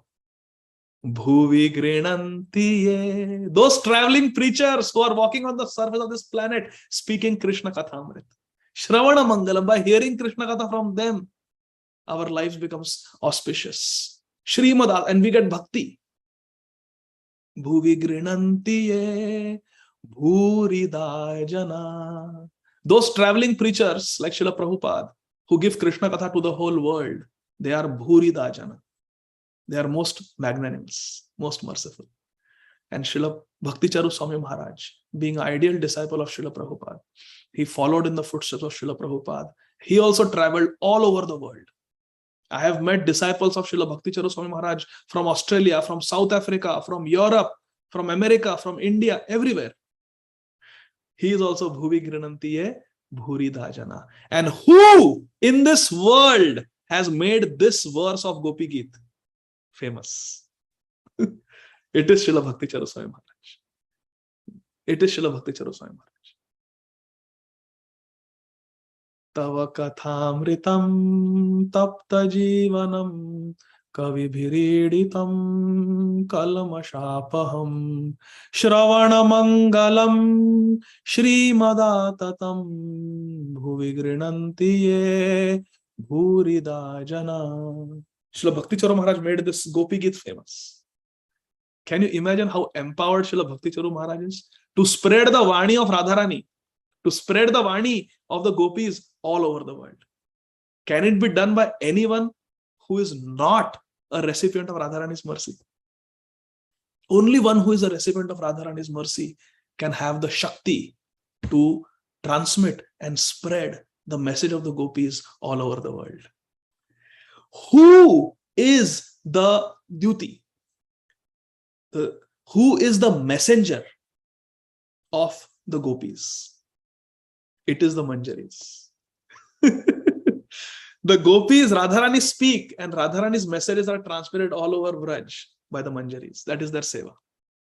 And Srila Bhakti Charu Swami Maharaj, he took the Gopi Geet and made it world famous. Tava Kathamritam. And very sensitive. He would only recite few verses that even if you read the meaning, it is very nourishing. But those verses which are very intimate, being a confidential servant of Srila Prabhupada and Srimati Radharani, Srila Bhakti Charu Swami Maharaj would never sing those verses publicly. Even when he came to our home, spontaneously, he said, I will sing Radha Kripa Katakshak Stotra. And he only sang the first 5 verses. Only sang the, because after that we should not read the meaning. Only first 5 verses he sang. Sarva Upakaraka. He is Bhurida Jana. 6th quality. So time is up. It is 11:30. We have 26 qualities. And we are going to start the 6th quality. Hare Krishna. What should we do? Prabhuji, Divyanam Prabhu? Well, I also have another service at 12 o'clock. I can actually cancel that service. 12 o'clock. Should I continue, Prabhu, please? Please, please. So, 6th quality is Akrit Droha. Akrit Droha, no enemies. A pure devotee of Krishna has no enemies. Akrit Droha. Kisi se bhi droha nahi karte. Ajata Shatru. They have no enemies. I will not go into any details, but in one congregation, somewhere in the world, I will not even name the country, somewhere in the world, there was a great turmoil. There was a revolt against the temple management. And there were 2 factions in the community. One was the faction of the Bhakti Vriksha leaders who were against the temple management. And one was the temple management, temple board members who were against the Bhakti Vriksha leaders. And the congregation was split. Because congregation had a relationship with the Bhakti Vriksha leaders because that's where they would go every Saturday. And they had a relationship with the temple because that's where they would go every Sunday. And both the groups were split. And it was a very difficult situation. The GBC intervened, but nothing happened. The matter went to ISKCON Resolve, nothing happened. Special team came, investigated everything, gave recommendations, nothing happened. The congregation was split. Then Srila Bhakti Charu Swami Maharaj came. And he met with both the teams, with the Bhakti Vriksha leaders and with the temple management. And he spoke to both of them, and both parties thought that Maharaj is on our side. Because Maharaj came and met both the teams. Everybody said, Maharaj to hamare side mein hai. Maharaj is supporting us. And then Maharaj said that for the sake of Srila Prabhupada, let us come together because unity is strength. And very skillfully, Maharaj arranged a program in the temple where everybody came. These were devotees who had stopped coming to the temple. They would go to the Hindu temple, but they would not come to the ISKCON temple. But when Bhakti Charu Maharaj came, he spoke with both of them, answered their questions, and he held that program. Everybody came in the temple. And in this way, Srila Bhakti Charu Swami Maharaj, without making enmity with anybody, without becoming showing favor to anybody, he brought everyone together under Srila Prabhupada. I have seen this with my own eyes. So beautiful. Akrit Droha. He has no enemies. Only friends. Dhira dhira jana priya priya karo. Nirmat saro pujito. And then the situation actually improved very much after Maharaj's visit. Because everyone would say that, "Theek hai, Maharaj ko promise kiya hai. We have promised Maharaj that we will cooperate. So now we have to cooperate." And they cooperated. 7th quality is Satyasar, thoroughly truthful. I was very much inspired by Srila Bhakti Charu Swami Maharaj's kirtans, his way of reciting the verses. Abhi Divyanam Prabhu, before the katha started, you were playing the recording of Srila Bhakti Charu Swami Maharaj singing different Bhagavatam verses. So beautiful, so melodious. Unbelievable how beautifully Srila Bhakti Charu Swami Maharaj would sing. And also his katha, his presentation of Krishna consciousness. Every word that Srila Bhakti Charu Maharaj spoke, his English lectures that I heard, every word is so measured, so appropriate and apt. Not one word here and there. Perfect speaker of Harikatha. Srila Bhakti Charu Swami Maharaj. So, Satyasar, thoroughly truthful. I approached Maharaj one year and I said, Maharaj, I'm very inspired by your classes and specifically your talks on Srila Sanatan Goswami's Brihad Bhagavatamrit. So it is my desire that we should have a seminar in Atlanta on Brihad Bhagavatamrit. Please come and speak. You do Kirtan and Katha and I will arrange. So Srila Bhakti Charu Maharaj was thoroughly honest with me, Satyasar. He said, yes, I will do it. But you know, there is a certain culture of hearing Krishna Katha. During Krishna Katha, there should be no disturbance. But in your temple, in ISKCON Atlanta, in the temple hall, there are 3 doors and none of the doors are locked. And devotees keep walking in, out all the time. It is very disturbing for the speaker of Harikatha. So I want you to develop a proper Shravanam culture in Atlanta. How people should, when Harikatha is going on, don't get up, don't interrupt. If children are crying, you sit in another room outside and hear the live telecast. But don't come inside a temple hall if there is going to be a disturbance, because that disturbance disturbs the concentration of all the listeners and the speakers. And it's a disservice to everyone. It's an insult to Bhagavatam. Just like during deity worship, do we do something else in the middle of deity worship? Oh, let me go eat a little snack and come. No, when we're doing deity worship, we are exclusively doing deity worship. We don't even answer nature's call. So Srila Bhakti Charu Maharaj taught me that similarly, Bhagavatam is not different from Krishna. Krishna has come in the form of a deity. Krishna has come in the form of a book, Bhagavatam. When Bhagavatam class is going on, there should be complete absorption. Those doors should be closed.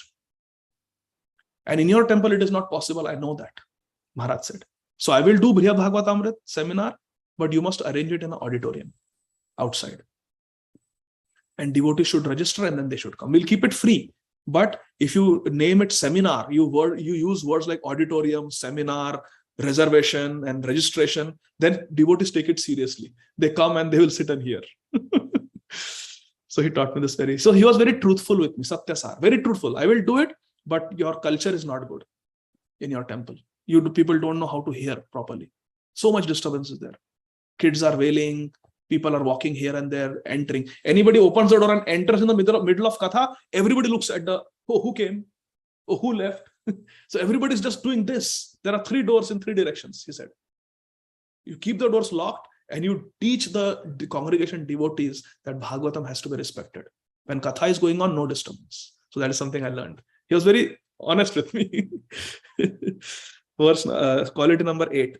Sama, equivalent dualities. One of the Janmashtami festivals in ISKCON Atlanta.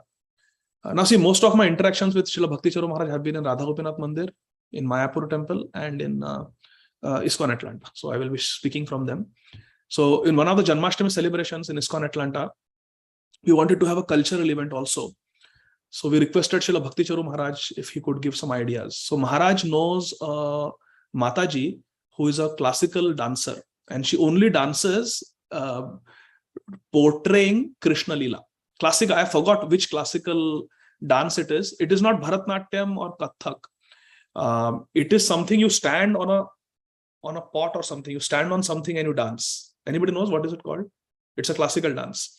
So a very top, one of the top in India, classical dancers was in Atlanta. Maharaj invited her for the ISKCON Atlanta Janmashtami celebration. And you know how it is on Janmashtami. It is so chaotic. There is Kirtan, there is Abhishek, there is Kalash Abhishek for the visitors. There are dramatic performances. There are Sunday kids, school people who are performing. Their parents are all excited. Kuchipudi, yes, Kuchipudi. That dance is called Kuchipudi. So this was a top Kuchipudi dancer who had come. Srila Bhakti Charu Maharaj invited her on our request that we want to have a nice cultural event. And it was chaotic. And then there is midnight aarti. So there is shloka recitation competition. So many events are there and the whole schedule went haywire. And this dancer, classical dancer, she was invited and she was given a slot, half an hour slot to perform on stage. And she had to wait for 2 hours for her turn because all the previous events got delayed. The Abhishek went overtime. The shloka recitation went overtime. Kids were supposed to recite 2-3 verses, and there were kids reciting full chapters of Bhagavad Gita. And you stop them, their parents get angry. It was such a chaos. The whole schedule went completely haywire. And this Mataji had to wait. And obviously there were people who were getting agitated. What is this? What is this? And Srila Bhakti Charu Maharaj had invited that Mataji to dance. And it reflected very poorly on all of us that we had to make her wait. And even when she was performing, there was chaos. Nobody was paying attention. Everyone was distracted. Too much noise. Too many things going on. Backstage also was noisy. It was very disturbing. And I was thinking, now Srila Bhakti Charu Maharaj is going to chastise us like anything. He's going to chastise us. We have really failed him. But even in such an agitating, provoking situation, Maharaj was sama, equal in dualities. He was very sama, very equiposed. He took the temple president and me aside and very gently, in his honey sweet words and voice, he chastised us. without getting disturbed. As a doctor, I can guarantee Maharaj's heart rate did not go up even little bit. Maharaj's respiratory rate did not go up. Because when we are agitated, we are breathing fast or we get tachycardia. Maharaj was very cool and composed. But as a guru, he had to chastise us. So he chastised us very sweetly. His chastisement also was very sweet. He said, next time I will not invite anybody to Atlanta. You people don't know how to manage. You people need to learn the basics. But with a smile, very, very sweet. Very sweetly, Maharaj. And we were literally falling at Maharaj's feet. Maharaj, sorry. Then Maharaj said, all right, because you're apologizing, next year also I will invite. Don't worry. But make sure you plan it properly. So, sama. Nirdosh. Nidosh. 9th quality Nidosh. Faultless. There's a very controversial topic, my dear friends. Some people, they have come out with videos. They say that Srila Prabhupada, our beloved, revered founder Acharya, was poisoned, they say. There are so many videos. And the last 2 lectures that Srila Bhakti Charu Swami Maharaj gave, I have heard both of them. Pandav Sena from UK invited Maharaj, and Maharaj gave lectures on Zoom after arriving in US from India. From Ujjain, Maharaj came to US and he gave 2 lectures on Zoom to the Pandav Sena. And in these lectures, Srila Bhakti Charu Swami Maharaj, he addresses this very controversial topic. Because Maharaj was there with Prabhupada. Maharaj was cooking for Prabhupada. Maharaj was taking care of all needs of Srila Prabhupada.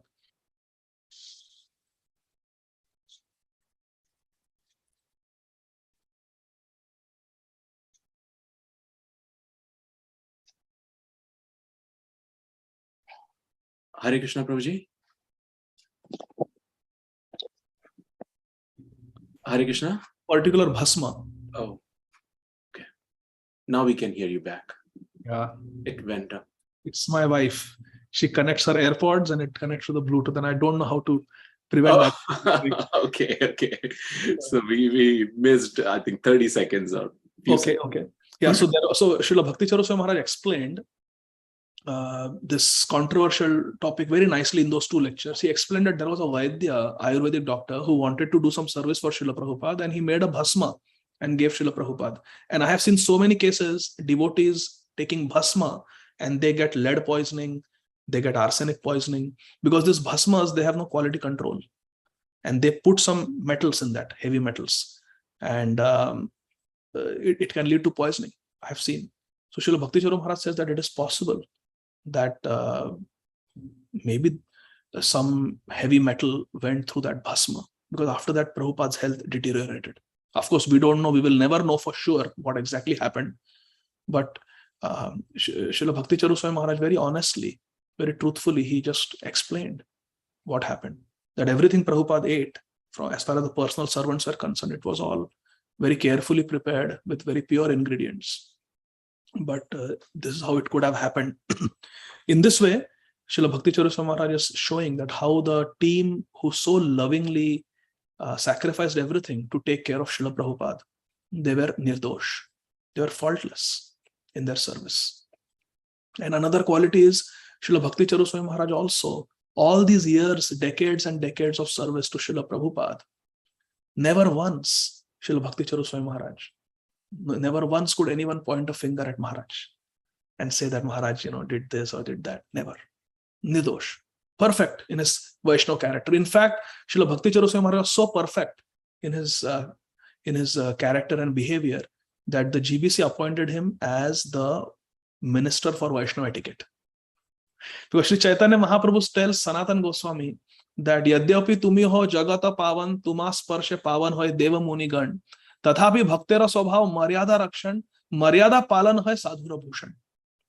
That observing Vaishnava etiquette, maryada palan hai sadhura bhushan. The bhushan, the ornaments of a sadhu, is observance of Vaishnava etiquette. And Srila Bhakti Charu Swami Maharaj was so cultured, so dignified, so respectable.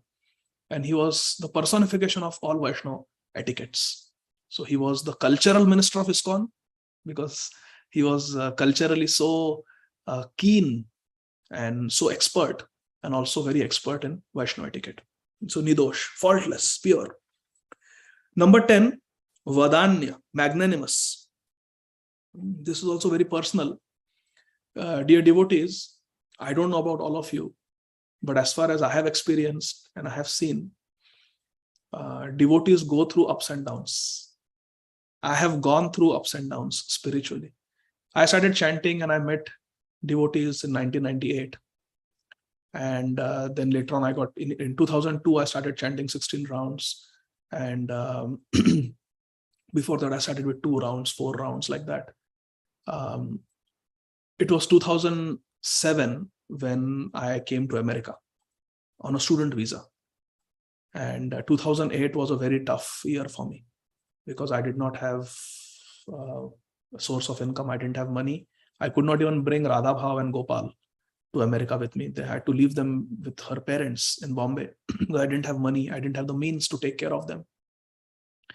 And then after coming here, I met with an accident in the second month that I was in US, and it was very bad situation. So many things happened. Even academically, I was struggling to make it in this country. And I used to really miss devotee association. I was in a city where there were no devotees. And I was staying with some very kind-hearted people, but they were not devotees. And they used to put onion. I was initiated, and they used to put onion garlic in everything that I ate. I didn't know how to survive. And it's not even appropriate to cook in someone else's kitchen. So I would take whatever they gave me. I remember there would be rajma, sabji, and chawal, and I used to pick out onion from the rajma gravy. I was initiated, and somehow I used to eat. I used to feel very bad. I had even removed my kantimala. For months, I did not wear kantimala. And it was spiritual. I was spiritually at my weakest in 2008. Spiritual, when I initially came to Krishna consciousness, I was very enthusiastic. 1998, 99 were very enthusiastic years, where even though I was only chanting 4 or 5 rounds, I was preaching. Preaching to my family, preaching in the boys' hostel. Very enthusiastic years. Then I got initiated, more empowerment. It was really nice. And I was always in Bombay, where so many devotees are there. I had counselors and such a nice support system. And now suddenly in 2007, I'm here in America. No counselors, no counseling meetings, no Sunday feast, no temple, no association, nothing.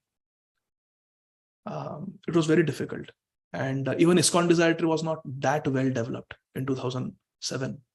Of course, there were some lectures and this was there, but it was not how it is today. On YouTube, there were no lectures in 2007. So it was very difficult, very, very low phase for me. I was at my spiritual weakest. And then I remember it was Shivratri, and I fasted all night, kept awake all night, chanted Hare Krishna Mahamantra. The family I was staying with, they took me to the Shiva temple in Orlando Shiv Mandir. And there I did Jagaran, chanted Hare Krishna all night, and prayed to Lord Shiva and Lord Ganesh and Mother Parvati. I prayed to all 3 of them that, please, I want devotee association. I cannot survive without devotee association. And then I came home after Jagaran and I slept. Around 8 o'clock in the morning, I slept. in the house of the people who were hosting me at that time. I didn't have a place of my own. And suddenly around noon, my sleep was disturbed because my cell phone rang. And in the daytime, I would not take any phone calls because it was a prepaid phone and I had to pay. Something like that. I forgot now. So I was thinking, should I answer? Should I not answer? I will lose a few dollars. But anyway, I answered. And it was a disciple of Srila Bhakti Charu Swami Maharaj from Orlando. Divya Prem Mataji. That time she was just Divya. She was not initiated. She was Dipti. Her name was Dipti. She was not initiated at that time. And Aditya Narayan Prabhu. Our Aditya Narayan Prabhu. He was Aditya that time. He was also not initiated. So anyway, Dipti called me. And I don't know how she got my number.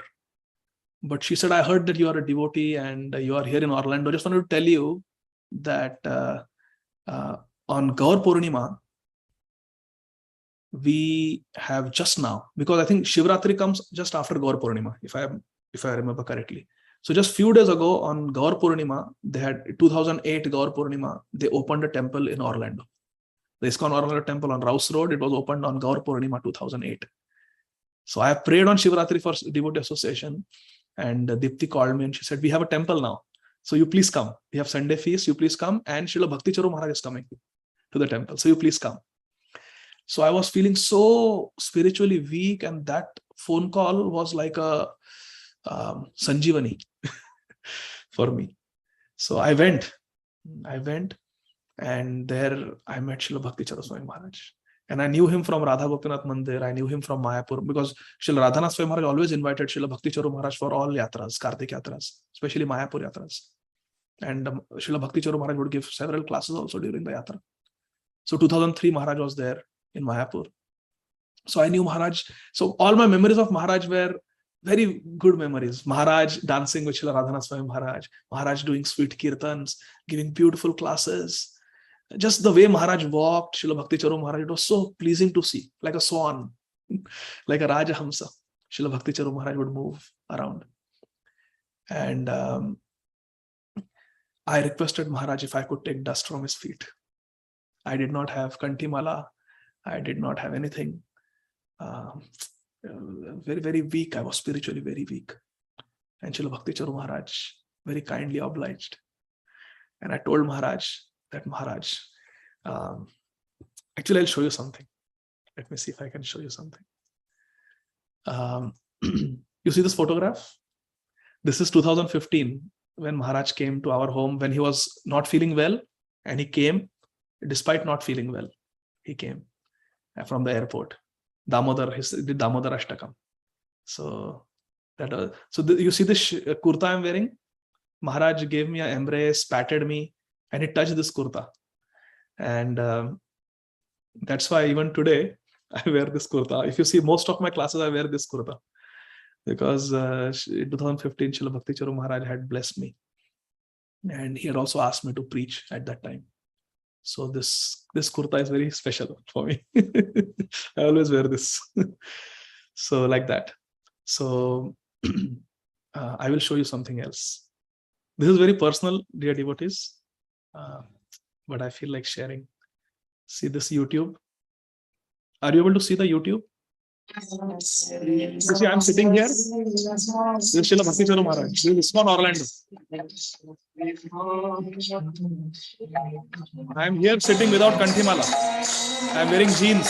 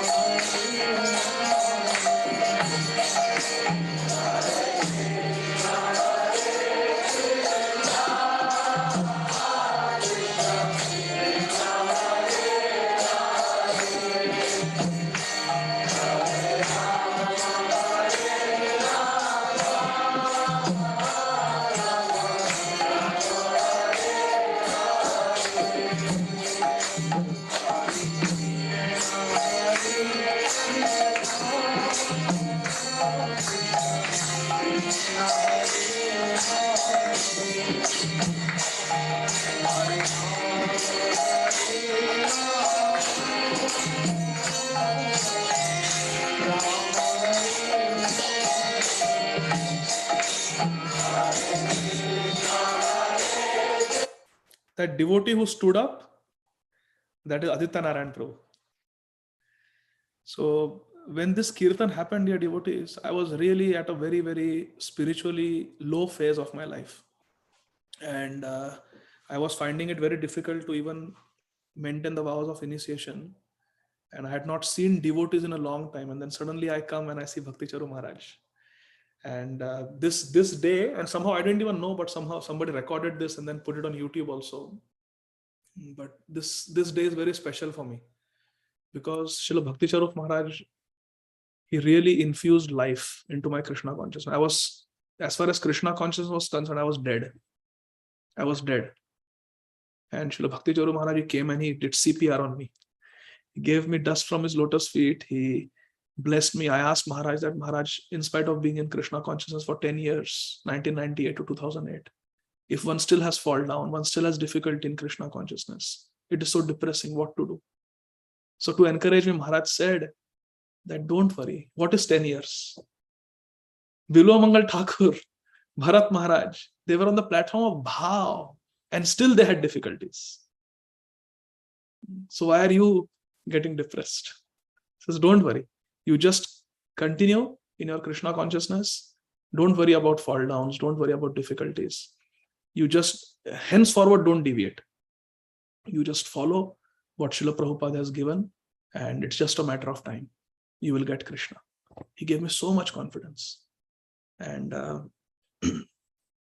magnanimous. Even though I was not his disciple, he gave me dust from his lotus feet. He gave me personal time. He gave me personal instructions. He gave me his embrace. This is Mahavadanya. So merciful, so merciful. So that is the 10th quality. 11th quality is Mridu, mild. So again, going back to that same photo I showed you where Maharaj, Gopal and myself are standing, 2015, Kartik month, when Maharaj came from the airport, he was not feeling well. So we were feeling very guilty that Maharaj had to come home. It was completely out of his way to come from the airport. He could have gone directly to the temple. Now Maharaj has another 45-minute ride back to the temple. He's so tired. It's so late at night. So we were feeling very guilty that because we wanted Maharaj to bless us, because we wanted Maharaj's lotus feet in our home, we inconvenienced Maharaj. And I think Maharaj knew that we are having that pain in our heart. So Maharaj, when he was leaving, I got Gopal, my son, and Gopal told Maharaj that Srila Bhakti Charu Swami Maharaj, thank you very much. He said, why? So Gopal said that because you made Abhay Charan series. Gopal told Srila Bhakti Charu Maharaj that I have watched it so many times. I can even tell the dialogues and everything. I have seen those videos so many times on YouTube. And I love them. Thank you for making Abhay Charan serial. Srila Bhakti Charu Maharaj, he gave his garland to Gopal. You see in that photo, he's wearing Maharaj's garland also. And he said, Gopal, by these words, you have relieved me of all my fever, body ache, tiredness, pain, and suffering. By saying that you like to watch Abhay Charan serial, I am so happy. All my inconvenience is gone. So Maharaj said that to make us feel good, because he knew that we are having that pain in our heart that we troubled him. So this is the very mild, sweet nature, mridu, mild nature of Srila Bhakti Charu Maharaj. How he was so sensitive to our feelings. Prabhuji, it's 12 baj gaya, Prabhuji. There are 26 qualities. I just did 11th quality. If you want, I can speak some of the time also. No. Continue? Yes, please. Thank you. Just one of you, I don't know who, let me see, is Jai Kumar Prabhu here? Jai Shri Mataji is there. Maybe if Jai Kumar Prabhu is listening, if you can put in that group, Prabhuji, Bhagavad Gita group, that 12 baje ka Bhagavad Gita class nahi hoga. In fact, instead of that, they can join this Zoom link. That will be nice if someone can put it on the groups. So we'll cancel that Gita class. So this was 11th quality. Now we'll go to the 12th quality, Shuchi, clean. So there are 4 regulative principles, my dear friends. No meat eating, no intoxication, no illicit sex, no gambling. Because these principles, they protect us from breaking the 4 pillars of dharma. The 4 pillars of dharma are truthfulness, austerity, compassion, and shuchi, cleanliness. By meat eating, compassion goes. By gambling, truthfulness goes. By intoxication, austerity goes. And by illicit sex, cleanliness goes. You see? So one of the quality of a devotee is shuchi, clean. And Srila Bhakti Charu Swami Maharaj was a lifelong Naishtik brahmachari. He took sannyas at such a young age. Directly from Srila Prabhupada, he took sannyas. And Prabhupada saw this very special quality in Srila Bhakti Charu Swami Maharaj, that he was so shuchi, so clean, so pure, that Prabhupada thought it fit to give him first, second, and third initiation within a matter of few months. Prabhupada did this very rarely. I think only Srila Bhakti Charu Swami Maharaj and Srila Gaur Govinda Swami Maharaj. Prabhupada did this for them, gave them sannyas very quickly, very, very quickly. Also, there is a very great saint in India. Her name is Anandamayi Ma. She's a Bengali saint, a very great yogi. She is mentioned in many books, and she has many disciples also all over India, many mutts also. She's from Bengal, but although she was married, she was always absorbed in Krishna. A very saintly lady, always absorbed in Krishna. And in Rishikesh, she had an ashram, Anandamayi Ma. And when Srila Bhakti Charu Swami Maharaj, he was in search of a guru, spiritual seeker, he was in search of a guru, he came to Rishikesh. And he came to the ashram of Anandamayi Ma. One of the leading disciples of Anandamayi Ma was a sannyasi, and he took a lot of interest in Srila Bhakti Charu Swami Maharaj. At that time, Srila Bhakti Charu Swami Maharaj had not met Prabhupada. He was just a young boy searching for guru. And everybody liked Srila Bhakti Charu Maharaj very much. Why? Because he was having all good qualities. He was very well educated. He came from a very aristocratic, dignified family, very cultured family. He was a very nice boy, no bad habits.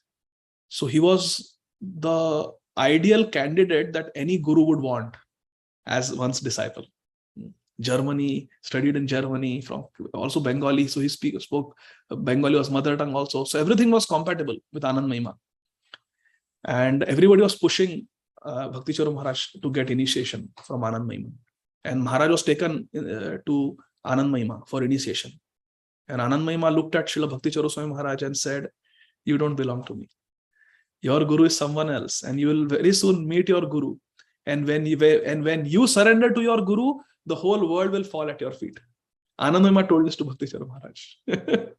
You don't belong to me. You belong to some other guru. You will very soon find your guru. And when you surrender to your guru, you will also become a Jagat Guru. Shuchi. Anandamayi Ma could see what a pure soul this is. Then she also gave some prasad to Srila Bhakti Charu Swami Maharaj. And everyone she was giving prasadam with the left hand. And when Maharaj came, she gave with the right hand. And the leading sannyasi disciple explained to Srila Bhakti Charu Swami Maharaj that this is very special mercy. She never gives anybody with her right hand. When she has to give sadharan kripa, she gives with left hand. And almost everybody she gives with left hand. But very rare few people are there, very pure souls, who she will give Vishesh kripa. Sadharan kripa and Vishesh kripa. Vishesh kripa is with right hand. And to you she gave with right hand. Even though she said that you don't belong to her. That means she recognizes you as a very great spiritualist. Shuchi. Lifelong brahmachari. Exemplary sannyasi. Very difficult to maintain the vows of saffron cloth. But Srila Bhakti Charu Swami Maharaj is a shining example of an ideal renunciate. Very pure, very clean. And also one is known by the company one keeps. Srila Bhakti Charu Swami Maharaj was very, very dear friend of many exalted devotees. Like Srila Gaur Govinda Swami Maharaj, Srila Bhakti Swarup Damodar Maharaj, Srila Tamal Krishna Goswami Maharaj, Srila Indradumna Swami Maharaj, Srila Lokanath Swami Maharaj, Srila Jayapataka Swami Maharaj. He was the dearmost friend to all these great acharyas in our line. A person is known by the company. A person is known by the friends one has. So like that, it's very beautiful. The life of Srila Bhakti Charu Swami Maharaj. Next quality 13 is Akinchan. Akinchan. Kinchan means something. Akinchan means nothing. One who has nothing of this material world. Only has Krishna. Akinchan. No material possessions. This is also very personal. In the year 2008, Srila Bhakti Charu Swami Maharaj suffered a heart attack. I don't know how many of you know this, but he suffered a heart attack. It was a pretty serious heart attack. And he was being taken in the car to the hospital. And we were in the Orlando temple. And I think our Sunday feast was going on when the news came that Srila Bhakti Charu Maharaj has suffered a heart attack. Serious heart attack. So immediately there are many disciples of Srila Bhakti Charu Maharaj in the Orlando area. Immediately they got on the phone and they called Maharaj on the cell phone.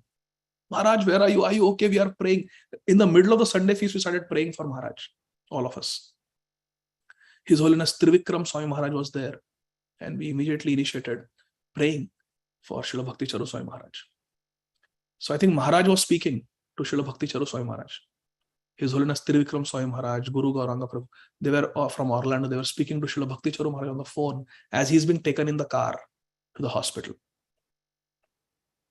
And they asked Maharaj, Maharaj, please, you want to say something to us, some message to all of us? So Srila Bhakti Charu Maharaj, in that excruciating chest pain, shortness of breath, he spoke the following words. Please listen carefully, my dear friends. This is the heart of a Vaishnava. Srila Bhakti Charu Swami Maharaj said, Srila Prabhupada is a very rich man. Srila Prabhupada is a very rich man. And he has many cars in his garage. Not a 2-car garage, 3-car garage, 4-car garage. No. Srila Prabhupada has got a fleet of cars. Srila Prabhupada has many, many cars, thousands of cars. Srila Bhakti Charu Maharaj said. Some are Lamborghinis, some are Rolls Royces, some are Mercedes, Audis, BMWs, Toyota, Honda, all sorts of cars.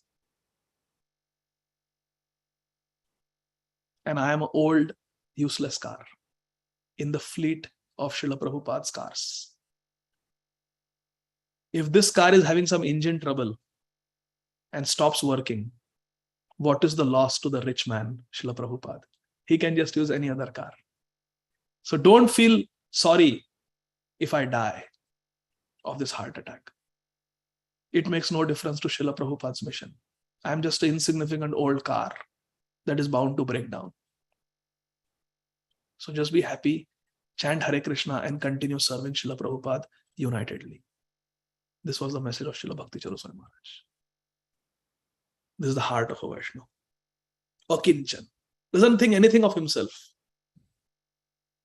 He had so many disciples, so many temple projects, so many roles and responsibilities in the management of ISKCON.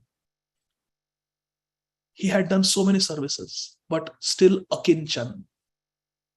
When it came to self-analysis, he was Akinchan. I'm nothing. I'm just an old car. Prabhupada has so many cars. Hare Krishna. Akinchan. That was Srila Bhakti Charu Swami Maharaj. Quality number 14. Shanta. Shanta. Shanta means very peaceful. I remember in the year 2020, when Srila Bhakti Charu Swami Maharaj came to America, and somehow in the travels, he got the COVID-19 infection. When the test came back positive, and he was having shortness of breath, and he came to Orlando Hospital in Florida. There are even photographs of Maharaj in the ER. Maharaj was very shanta, very peaceful. Maharaj said, okay, so I'm going to die. No problem. Just take me to the temple. I want to die in the association of devotees. I want to die in Prabhupada's temple. I don't want to leave my body in the hospital. Just take me. Very shanta, very peaceful, very composed.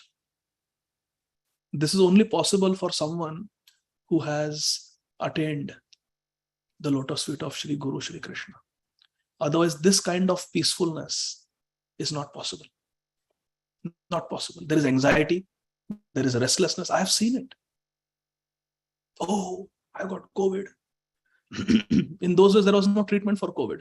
There was no remdesivir. There was nothing. We did not even know at that time that we are supposed to treat COVID-19 infection with steroids. Nobody was using dexamethasone at that time.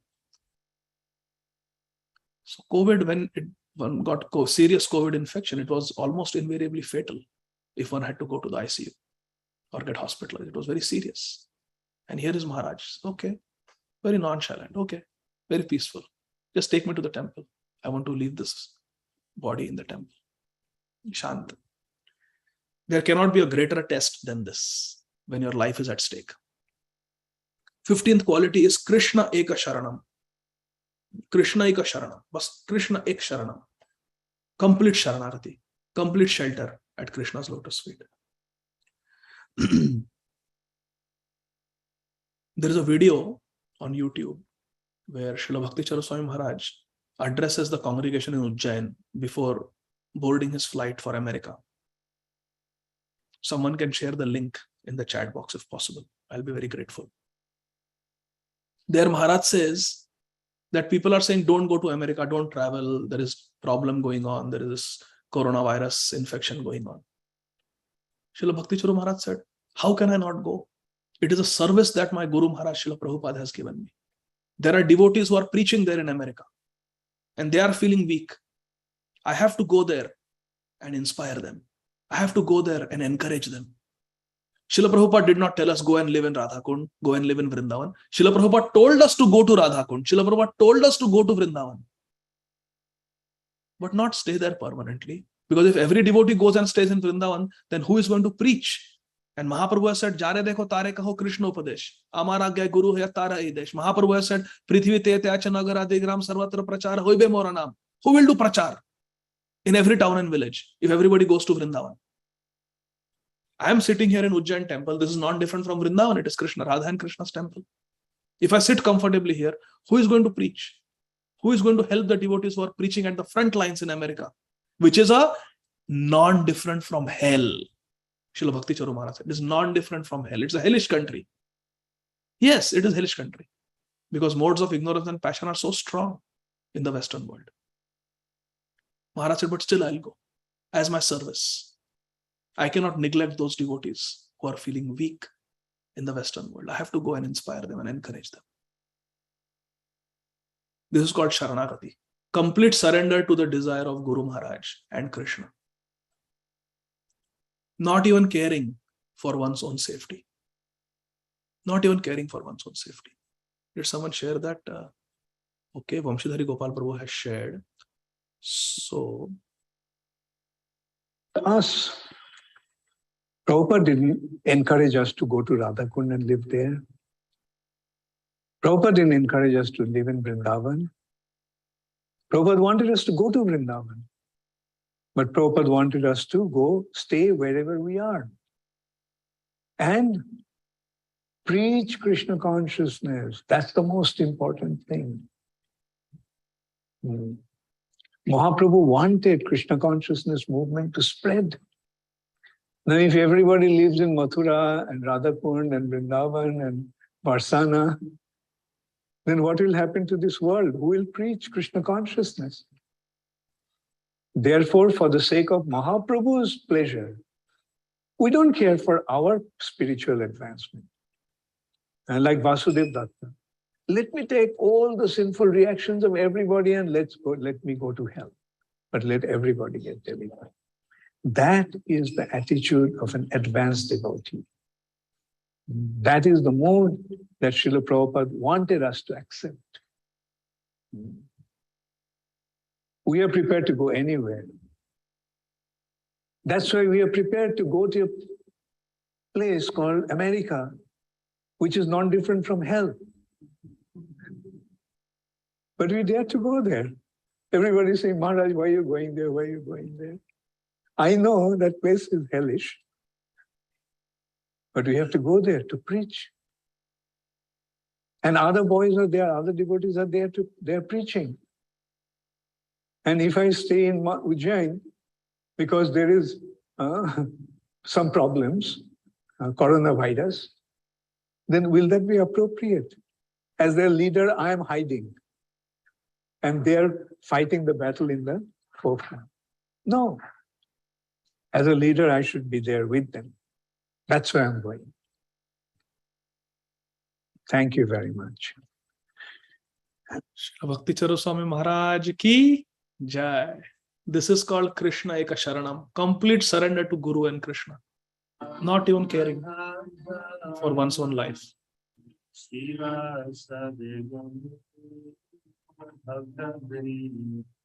So much nectar is there, my dear friends, in our Krishna consciousness, in our ISKCON. There should be a ISKCON Bhaktamal. ISKCON Bhaktamal.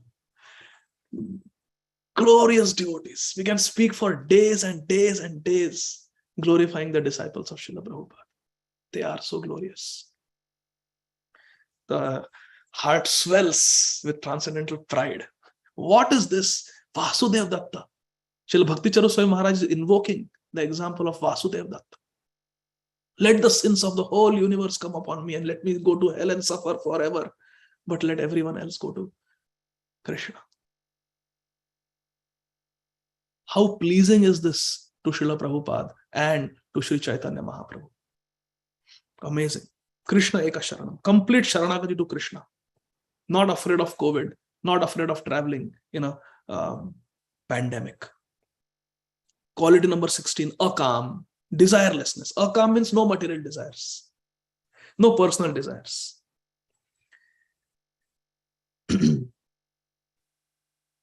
I would like to remember what I have heard from His Holiness Indradumna Swami Maharaj.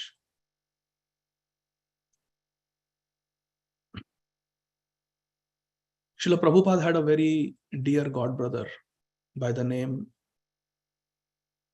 Shri Srimad Bhakti Pramod Puri Maharaj. He joined Srila Bhakti Siddhanta Saraswati Thakur at a very young age.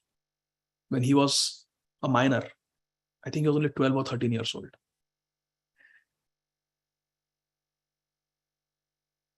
He was 2 years younger to Srila Prabhupada. So Srila Prabhupada appeared in 1896. Srila Puri Maharaj appeared in 1898.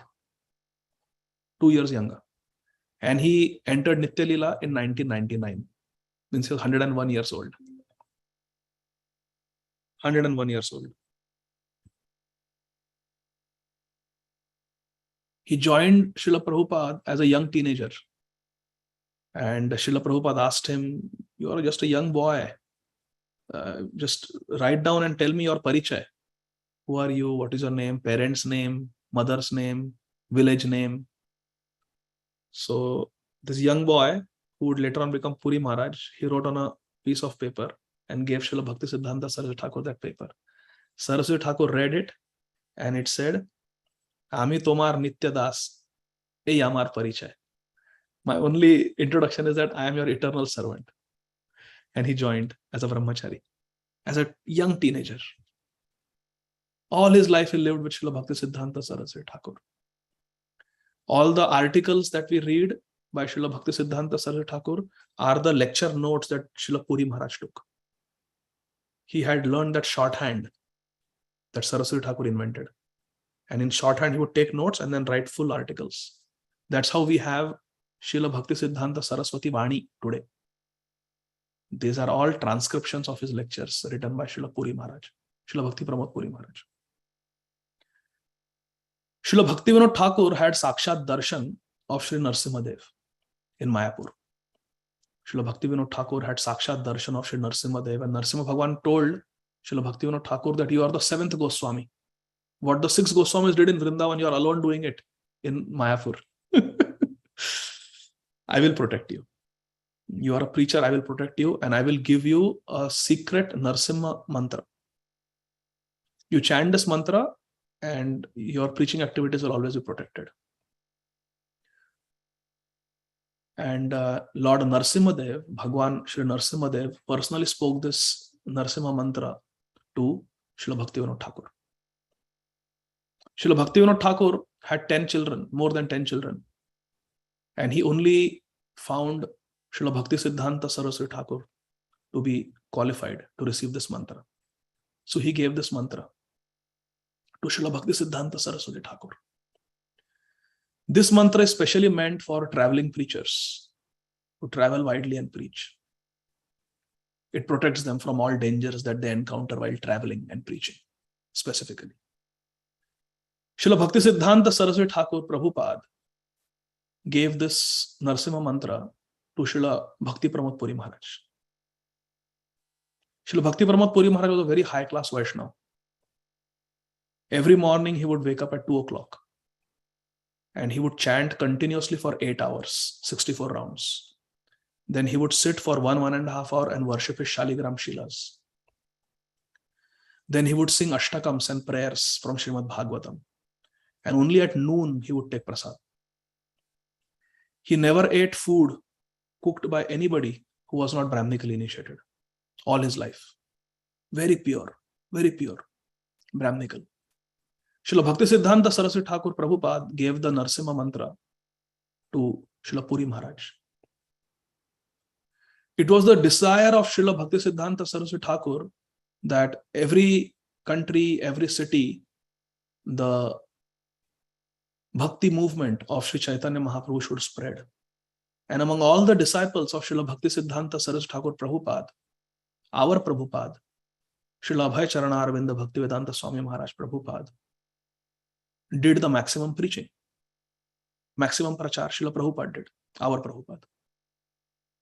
And Srila Puri Maharaj was very much appreciative of this. He very much appreciated our Prabhupada. That of all my God brothers, you have fulfilled the desire of Srila Bhakti Siddhanta Saraswati Thakur. North America, South America, Europe, Africa, Australia, New Zealand, even in India, you have preached so much Krishna consciousness. Even Russia and Japan. Really. Gurvagyam Shirasi Dhritva Shaktyavesha Swarupine Hare Krishneti Mantrena Paschatya Prachyatarine. Taking the order of our Guru Maharaj on your head, being empowered with the preaching spirit of and compassionate spirit of Sri Nityananda Prabhu, who is called Swarup, Nityananda Swarup, and taking Hare Krishna Mahamantra with you, you have delivered the East Hemisphere and the West Hemisphere. Not just Paschatya Deshatarine. In ISKCON we say Paschatya Deshatarine, but the Gaudiya Math devotees are saying to our Prabhupada that Paschatya Prachyatarine, East and West. Prabhupada is the West. Namam Vishnupadaya Krishna Presthaya Bhutale Shrimate Bhakti Vedanta Swami iti namine Gurvagya Shirasi Dhritva Shaktyavesha Swarupine Hare Krishna iti mantrana Paschatya Prachyatarine. Swami Maharaj, Srila Puri Maharaj said that Swami Maharaj means our Prabhupada. Srila Swami Maharaj has fulfilled the desire of Srila Bhakti Siddhanta Saraswati Thakur. And he has many sannyasi disciples who are also preaching. I must give this Narsimha mantra to one such sannyasi. And Srila Puri Maharaj approached Srila Bhakti Charu Swami Maharaj. You are a sannyasi, directly given sannyas by Prabhupada, you are preaching, traveling. I want to give you this mantra. And Srila Bhakti Charu Maharaj said, I will get you another sannyasi who is traveling more than me, who is preaching in very dangerous areas. He needs this mantra. And I will bring you, my God brother. So Srila Bhakti Charu Maharaj went to Srila Indradumna Swami Maharaj. And he told Srila Indradumna Swami Maharaj that I want you to get this mercy from Srila Prabhupada's God brother. But what will the GBC say? To hear mantra means to take diksha from some other guru. So the GBC meeting was called, and the GBC unanimously agreed that Srila Puri Maharaj is a pure-hearted acharya. He is a very dear God brother of Srila Prabhupada, and he wants to give this mercy for the sake of preaching. So they approved Srila Indradumna Swami Maharaj to receive that Narsimha mantra from Srila Puri Maharaj.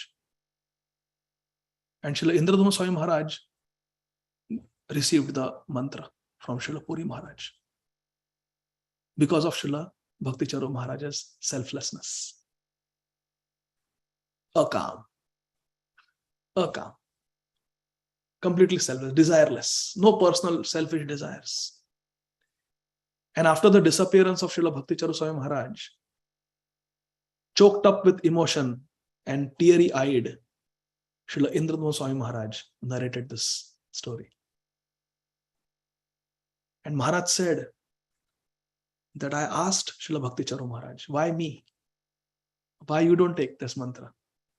And Srila Bhakti Charu Maharaj said, when Srila Puri Maharaj offered, somehow I thought of you, that you should be protected. You are my God brother, you should be protected. So I recommended you to receive this mantra. Srila Indradhamma Swami Maharaj said, after that I have been diagnosed with cancer, I have been attacked, I have been to dangerous places. And on at least 3 occasions, I almost faced death. But this Narsimha mantra protected me. And with tears in his eyes and his voice choked with emotion, Srila Indradhamma Swami Maharaj said, I wish that Srila Bhakti Charu Maharaj had received this mantra instead of me. Because then he would have lived when he got the COVID. Because he was also traveling to preach. So he should have received this mantra. But he was so selfless, so devoid of personal desires, calm, that he gave it to me. That was the 16th quality. 17th quality, aniha, indifferent to material acquisitions. We have a tendency to become proud of our material acquisitions. But aniha, Srila Bhakti Charu Swami Maharaj was indifferent to material acquisitions. He came from an educated family, a well-to-do family, aristocratic family. He went to Germany in those days to get educated. But he gave up everything, his wealth, his family, his education, everything, to find a guru. And when he found a Sadguru in the form of Srila Prabhupada, he never looked back. Aniha, indifferent to material acquisitions. He could have lived in Calcutta, a nice house, nice family, friends, money, prestige, but just an education. With his education, he could have earned so much money in those days. In the 1970s, where do you find an Indian boy who is educated in Germany? So prestigious. Even today it is so prestigious. What to speak of in the 1970s? He could have made millions. But aniha, indifferent, udasin, indifferent to material acquisitions. Gave up everything for a higher purpose, for Krishna consciousness. Then 18th quality. So 17th was aniha, indifferent to material acquisitions. 18th quality is Vijita Shadguna. Completely conquered the 6 anarthas. Let me ask you a question. Of the 6 anarthas, which is the most difficult? Type it in the chat box. Of the 6 anarthas, which is the most dangerous, most deep-rooted, most difficult? If there is one anartha that we could get rid of and it will solve all problems of life, which one it would be? So let me read the answers. Lust, lust, pride, envy, lust, envy. No, that is not the correct answer. The most dangerous anartha is ahankar, false ego. Analyze this. You say lust. Can there be lust if there is no ahankar? Ahankar means to identify with the body. I am this body. I am this purush. I am this man. I want a woman. Lust is coming because I am identifying myself as a man. Correct? Or if someone does something to us, then, oh, you are insulting me, so I am angry. Anger. But anger is coming because of ahankar. If there is no identification with material body, there is no ahankar, then there is no question of lust, there is no question of anger, there is no question of envy, there is no question of greed. The root of all anarthas, please understand, the subtlest of all the 6 anarthas is false ego, ahankar. And a pure devotee is Vijita Shadguna, has conquered the 6 anarthas, Shadaripu, the 6 enemies. But the root of all this is false ego, ahankar, the greatest anartha. And I will tell you how devoid of ahankar, free from ahankar, devoid of false ego was Srila Bhakti Charu Swami Maharaj. I have personally experienced this. One year, there was a couple, they used to attend our Bhakti Vriksha, and they were very inspired by Srila Bhakti Charu Swami Maharaj. They wanted to take initiation. So they requested me that, Prabhuji, can you please take us to Maharaj? When Maharaj comes to Atlanta, we want to take shelter, Guru Padashraya, so that next year when Maharaj comes, we can get initiation. They were chanting 16 rounds. Husband had just started chanting. The wife was chanting 32 rounds. Very sincere devotees. So I took them to Maharaj's room when Maharaj was staying at ISKCON Atlanta temple, one of the years when Maharaj came. And I introduced them, this is such and such Prabhu's his good wife, such and such Mataji. Both of them attend our Bhakti Vriksha every Saturday, come to temple, they do services, they're very sincere, and they're chanting. And I even went on said that Mataji does 32 rounds every day. And Maharaj was very happy. Maharaj was very happy. He said, very good. Keep chanting. Very nice. 16 rounds is minimum. You chant as much as you can. Very nice. He was very happy. And then I said, Maharaj, they want to take your shelter. They want to accept you as their Guru Maharaj. Please, can you give them shelter? Guru Padashraya. Srila Bhakti Charu Maharaj said that, yes, I can accept both of you. And my duty is to take you, to carry you to the lotus feet of Srila Prabhupada.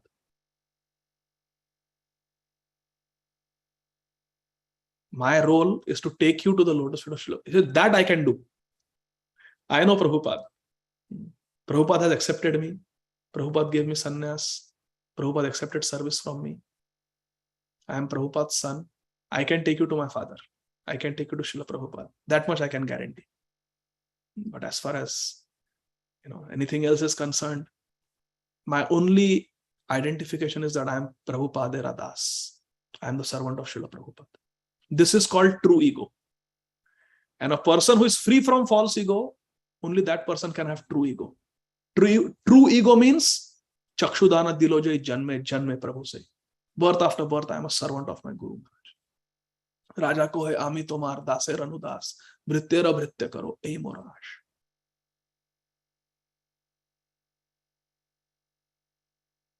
So this is called true ego. Only a person devoid of false ego can have true ego. And Krishna consciousness means to be situated in one's true ego. What is true ego? Jivara Swarupa Krishna Nitya Das. I am Krishna Das. And I can attain Krishna, I can serve Krishna only through my Guru. And therefore, Srila Bhakti Charu Swami Maharaj, everything he did it not independently, but as a servant of Srila Prabhupada, as a disciple of Srila Prabhupada. Always connecting everyone to Srila Prabhupada. That was a common point. This is called Vijita Shadgun. No question of any other anartha if there is no false ego. Every anartha is born from false ego. I am this body, therefore this body needs to satisfy lust. I am this body needs this more and more, greed. I am this body, you did not respect me, so I am angry with you, anger. I am this body has to be number one, my reputation has to be number one, so I am envious of others. Every anartha comes from false ego. But if someone has true ego, has no false ego, there is no question of other anarthas. So, Vijita Shadguna, that is Srila Bhakti Charu Swami Maharaj. There are more stories I have written here, but we don't have time, so I'm going to skip it. Quality number 20 is Mita Bhuk, controlled in his eating. Mita Bhuk. Control mein khate hai. They don't overeat or undereat. Mita Bhuk. The diet is controlled. This also means to eat only Krishna Prasad. Mita Bhuk means diet is controlled. Control means to eat only Krishna Prasad, and that also in a appropriate quantity. I remember Maharaj, to encourage, he would always say that I like Radha Bhav's cooking. Sometimes even when he couldn't come home, he would accept our offer of bringing prasad to the temple for him. Radha Bhav would cook and take. And always he would appreciate. But when I noticed, every time Maharaj would eat very little. He appreciated the pizza, the mango cheesecake and everything. But Mita Bhuk, he used to eat very limited quantity. I never saw him overeating. Mita Bhuk, very controlled. That is very important. 20th quality is apramatta, without inebriation. Apramatta. Usually, when one becomes famous and one has followers, pride comes. And that pride is the greatest intoxicant. Apramatta means not intoxicated, without inebriation. Inebriation means intoxication. And the greatest intoxication is pride. And pride comes from achievements. Srila Bhakti Charu Swami Maharaj had so much to be proud of. He had so many achievements, so successful. We will come to his achievements in a later quality when we describe Daksha, expertise. But he had so many reasons to be proud, but he was completely devoid of any pride. In fact, my dear friend Divyanam Prabhu, when he invited me yesterday, or day before yesterday, for this katha, he told me that Prabhuji, we celebrate Srila Bhakti Charu Swami Maharaj's Vyas Puja on the tithi when Srila Prabhupada appeared or landed in the Western world, in America. Because Srila Bhakti Charu Swami Maharaj would always take the opportunity of his own Vyasa Puja to profusely glorify Srila Prabhupada. You see how apramatta this is? Intoxication means to be intoxicated with the false pride that I am great. But apramatta means always glorifying one's Guru, passing on all the glorification, all credits to Shri Guru. That is apramatta, without any inebriation of pride. Another something very personal is one of the years, I forget the year, my Guru Maharaj, Srila Radhanath Swami Maharaj, he was invited by the President of the United States, President Obama. Maharaj's book had come out, The Journey Home, and so many things had happened. And Maharaj was able to speak at the British Parliament and so many other influential places. And Maharaj's fame was rising, and many leaders of the world were wanting to get Maharaj's association. So Srila Bhakti Charu Swami Maharaj came to America, and the person who was driving him gave the news that Srila Bhakti Charu Swami Maharaj want to inform you that recently Srila Radhanath Swami Maharaj was invited by the President of the United States. So Srila Bhakti Charu Maharaj said, why I did not know this? When did this happen?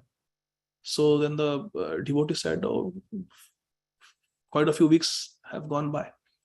So Srila Bhakti Charu Maharaj said, but this is big news. A ISKCON leader is invited by the President of the United States of America. It is big news. Why nobody is talking about it? Why I was not informed about this?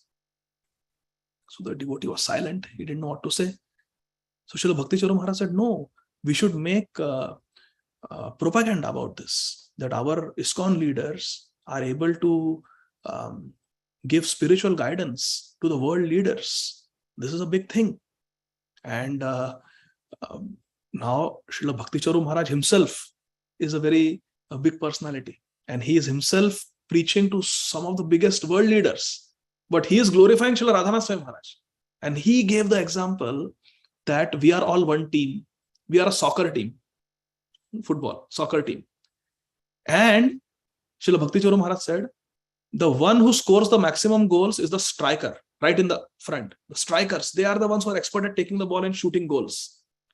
And it is the job of others to pass the ball, the soccer ball, to the strikers, so they get a chance to shoot goals. So Srila Bhakti Charu Maharaj said that Srila Radhanath Swami Maharaj is very expert at preaching, and he's able to score all these goals in the scene of the world leaders. He's able to make all these goals. So as his god brothers, as his teammates, it is our job to pass the ball to Srila Radhanath Swami Maharaj, so he can do what he does best, shoot the goals. But actually, it is Srila Bhakti Charu Swami Maharaj who perfectly played the role of a goalkeeper, because he defended the dignity of ISKCON when we went through so many difficulties after Srila Prabhupada's disappearance. He was also playing defense. He defended so many apasiddhantas. He defended the true siddhanta against so many apasiddhantas. And by preaching to so many world leaders in India and abroad, Srila Bhakti Charu Maharaj was himself a very great striker. goal maker of the team. But he is so apramatta, so devoid of false intoxication of pride, that he's seeing good qualities in others. And he's seeing others as the strikers, others as the goalkeeper, and himself as an old car of Srila Prabhupada. This is aparamatta. This is genuine humility, pridelessness. This next quality, 21st quality out of 26, 21st quality is amani, not expecting any respect, devoid of false prestige, not expecting any respect for oneself. In Surat, there was a conference where it was the birthday of Gandhiji. And Surat is in Gujarat. Gandhiji also appeared in Gujarat, so a lot of affinity. So it was a big celebration on Gandhiji's birthday. And it was a youth conference where so many students were invited, and some prominent leaders of India were invited to speak on the topic of modern youth and principles of Gandhiji. Which principles of Gandhiji can the youth adopt to make our country a better place? And guess who was invited from ISKCON? His Holiness Bhakti Charu Swami Maharaj. But he was himself a striker. He was himself a goal maker. A very prominent leader, very well loved. So many chief ministers, and they loved Srila Bhakti Charu Swami Maharaj. So he was invited. And Radhesham Prabhu happened to be there also. When Srila Bhakti Charu Maharaj saw Radhesham Prabhu there, who is brahmachari, way junior to Srila Bhakti Charu Swami Maharaj, Srila Bhakti Charu Maharaj told Radhesham Prabhu, you come and you share the stage with me. Radhesham Prabhu said, no, you have been invited, you are supposed to speak. There are so many thousands of students here. You speak. Radhesham Prabhu said, Arey, no, Baba, I am an old man. You are a youth preacher. You have written so many books on youth preaching. You have done so much youth preaching. You are a youth preacher. You come and you speak. And I will also speak, you also speak. We will speak 50-50. So they were given 30-40 minutes speaking slot. So they said, we will speak 15-20 minutes each. And Srila Bhakti Charu Maharaj told Radhesham Prabhu that actually I really want to hear you, because by hearing you, I will learn so many things. Srila Bhakti Charu Maharaj is saying, the Guru is telling the disciple, Shiksha disciple, that I will learn from you. This is called amani. Not, no sense of prestige. Very, very humble. Amani. Not expecting any respect. Prideless. Prideless is the word. Amani. Prideless. Srila Bhakti Charu Maharaj. Sharing the stage with Radhesham Prabhu and saying, I will learn from you. I want to learn from you. You are a youth preacher, not me. 22nd quality, Gambhir, grave. A pure devotee of Krishna is very grave. Srila Bhakti Charu Swami Maharaj always had a sweet smile, always spoke very sweet words. But internally, Srila Bhakti Charu Swami Maharaj was very deep. Very deep. I have a lot of attraction, I would say even some love for Jaiva Dharma. This book, one of my favorite books, Jaiva Dharma by Srila Bhakti Vinod Thakur. Because it has everything, Sambandha Abhideya Prayojan. From Radharani's Palya Dasi, from Manjari Bhav, up to Manjari Bhav, everything is there. From what is the nature of a jiva, the constitution of a jiva se leke Prayojan Tattva, everything is there in one book, Jaiva Dharma. So I love this book. But who was the first person after Srila Prabhupada to teach and give classes on Jaiva Dharma in ISKCON? It was Srila Bhakti Charu Swami Maharaj. After Srila Prabhupada left, on the terrace of the building in Mayapur, Lotus building, Srila Bhakti Charu Maharaj in the evenings would call all his god brothers, because he spoke Bengali. So he could read directly from Jaiva Dharma and give a class in English. There was no translation available. So Srila Bhakti Charu Maharaj was the first leader in ISKCON to give series of classes on Jaiva Dharma. And Jaiva Dharma is a completely grave, serious, deep philosophical book. There are no leelas there. It's all tattva. So very gambhir swabha. Also, another very a topic very close to my heart. Very close to my heart is Sharanagati. Sharanagati. And where did I learn about Sharanagati from? It is from Srila Bhakti Charu Swami Maharaj. because Srila Bhakti Charu Swami Maharaj has done several seminars on Sharanagati. Srila Bhaktivinoda Thakur wrote many bhajans on Sharanagati, and Srila Bhakti Charu Maharaj would sing those bhajans of Srila Bhaktivinoda Thakur on the topic of Sharanagati and explain their meaning and give a seminar on the 6 limbs of Sharanagati and teach about Sharanagati. These are very deep, grave, serious topics, my dear friends. Sharanagati. And Srila Bhakti Charu Swami Maharaj, with his own example, he did that. Sharanagati seminars and Jaiva Dharma classes. Very deep. Also, I have personally seen Srila Bhakti Charu Swami Maharaj, when he initiated, many times, he would make the disciple take a vow, which is very unique. I will chant at least 16 rounds of Hare Krishna Mahamantra every day. I will follow the 4 regulative principles. I will serve in the mission of Srila Prabhupada in the mode of servant of the servant of the servant. And I will never, ever, ever leave ISKCON. I will stay in Prabhupada's ISKCON all my life. Very unique. Very unique. And very deep also.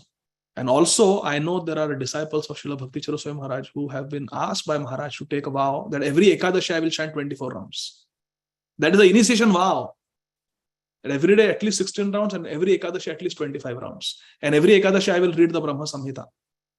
Devotees have taken initiation vows like this in front of Srila Bhakti Charu Maharaj. Very grave, very deep, serious. Quality number 23, Karuna, compassionate, very merciful.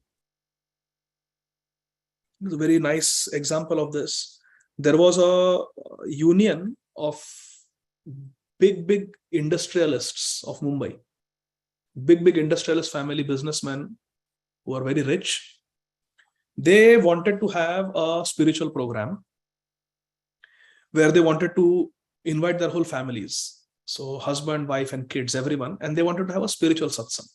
Many of these industrialist families in India, like Ambani family, Bajaj family, Birla families, Mafatlal families, these are very pious families in India.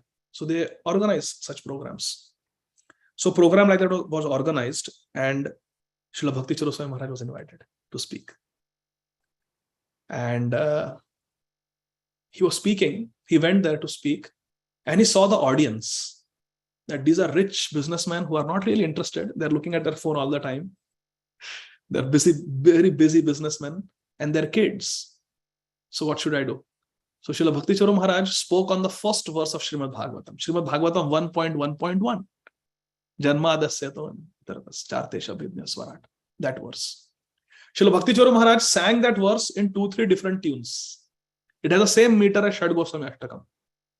And you know how beautifully Srila Bhakti Charu Maharaj can sing Shad Goswami Ashtakam. So in 2-3 melodies, Srila Bhakti Charu Maharaj sang the first verse of Bhagavatam. And the audience were so impressed. Wow, we never knew this odd looking, big looking Sanskrit shlok can be sung in such a melodious way. It was news to them. And they were completely enchanted by the singing. Then, it was a 1 hour program.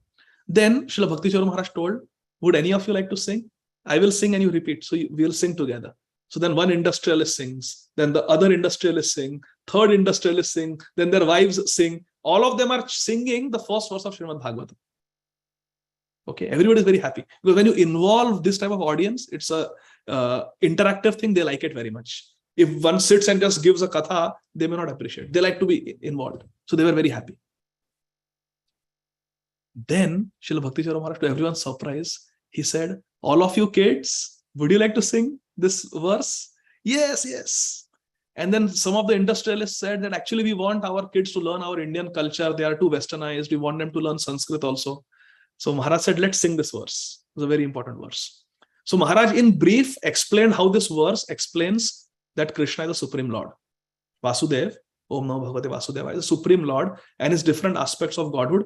In 4 or 5 sentences, simple language, Maharaj explained the meaning. So they knew the meaning of the verse now. And then one by one, Maharaj got all the kids to sing this verse, the first verse of Bhagavatam. And half an hour is already over. They are only singing the verse. But everybody is so enthusiastic because it's interactive. Then Maharaj says that we have many devotees in ISKCON who teach Sanskrit.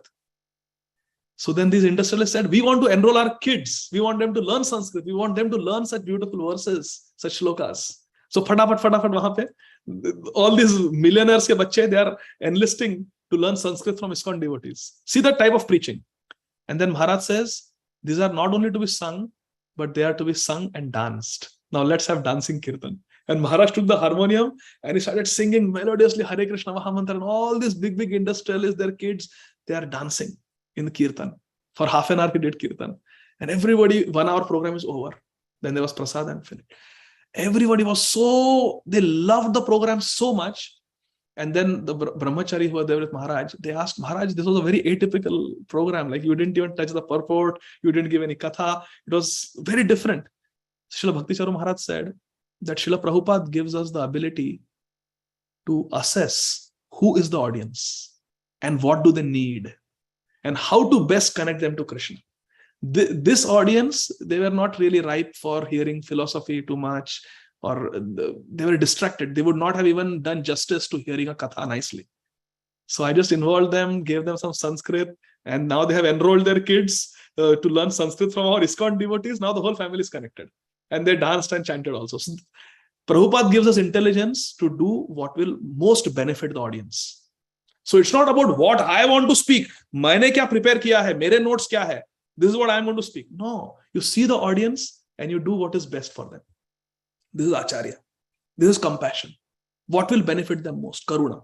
This is the 23rd quality. 25th quality is Kavi. A pure devotee is very well learned and also is very poetic.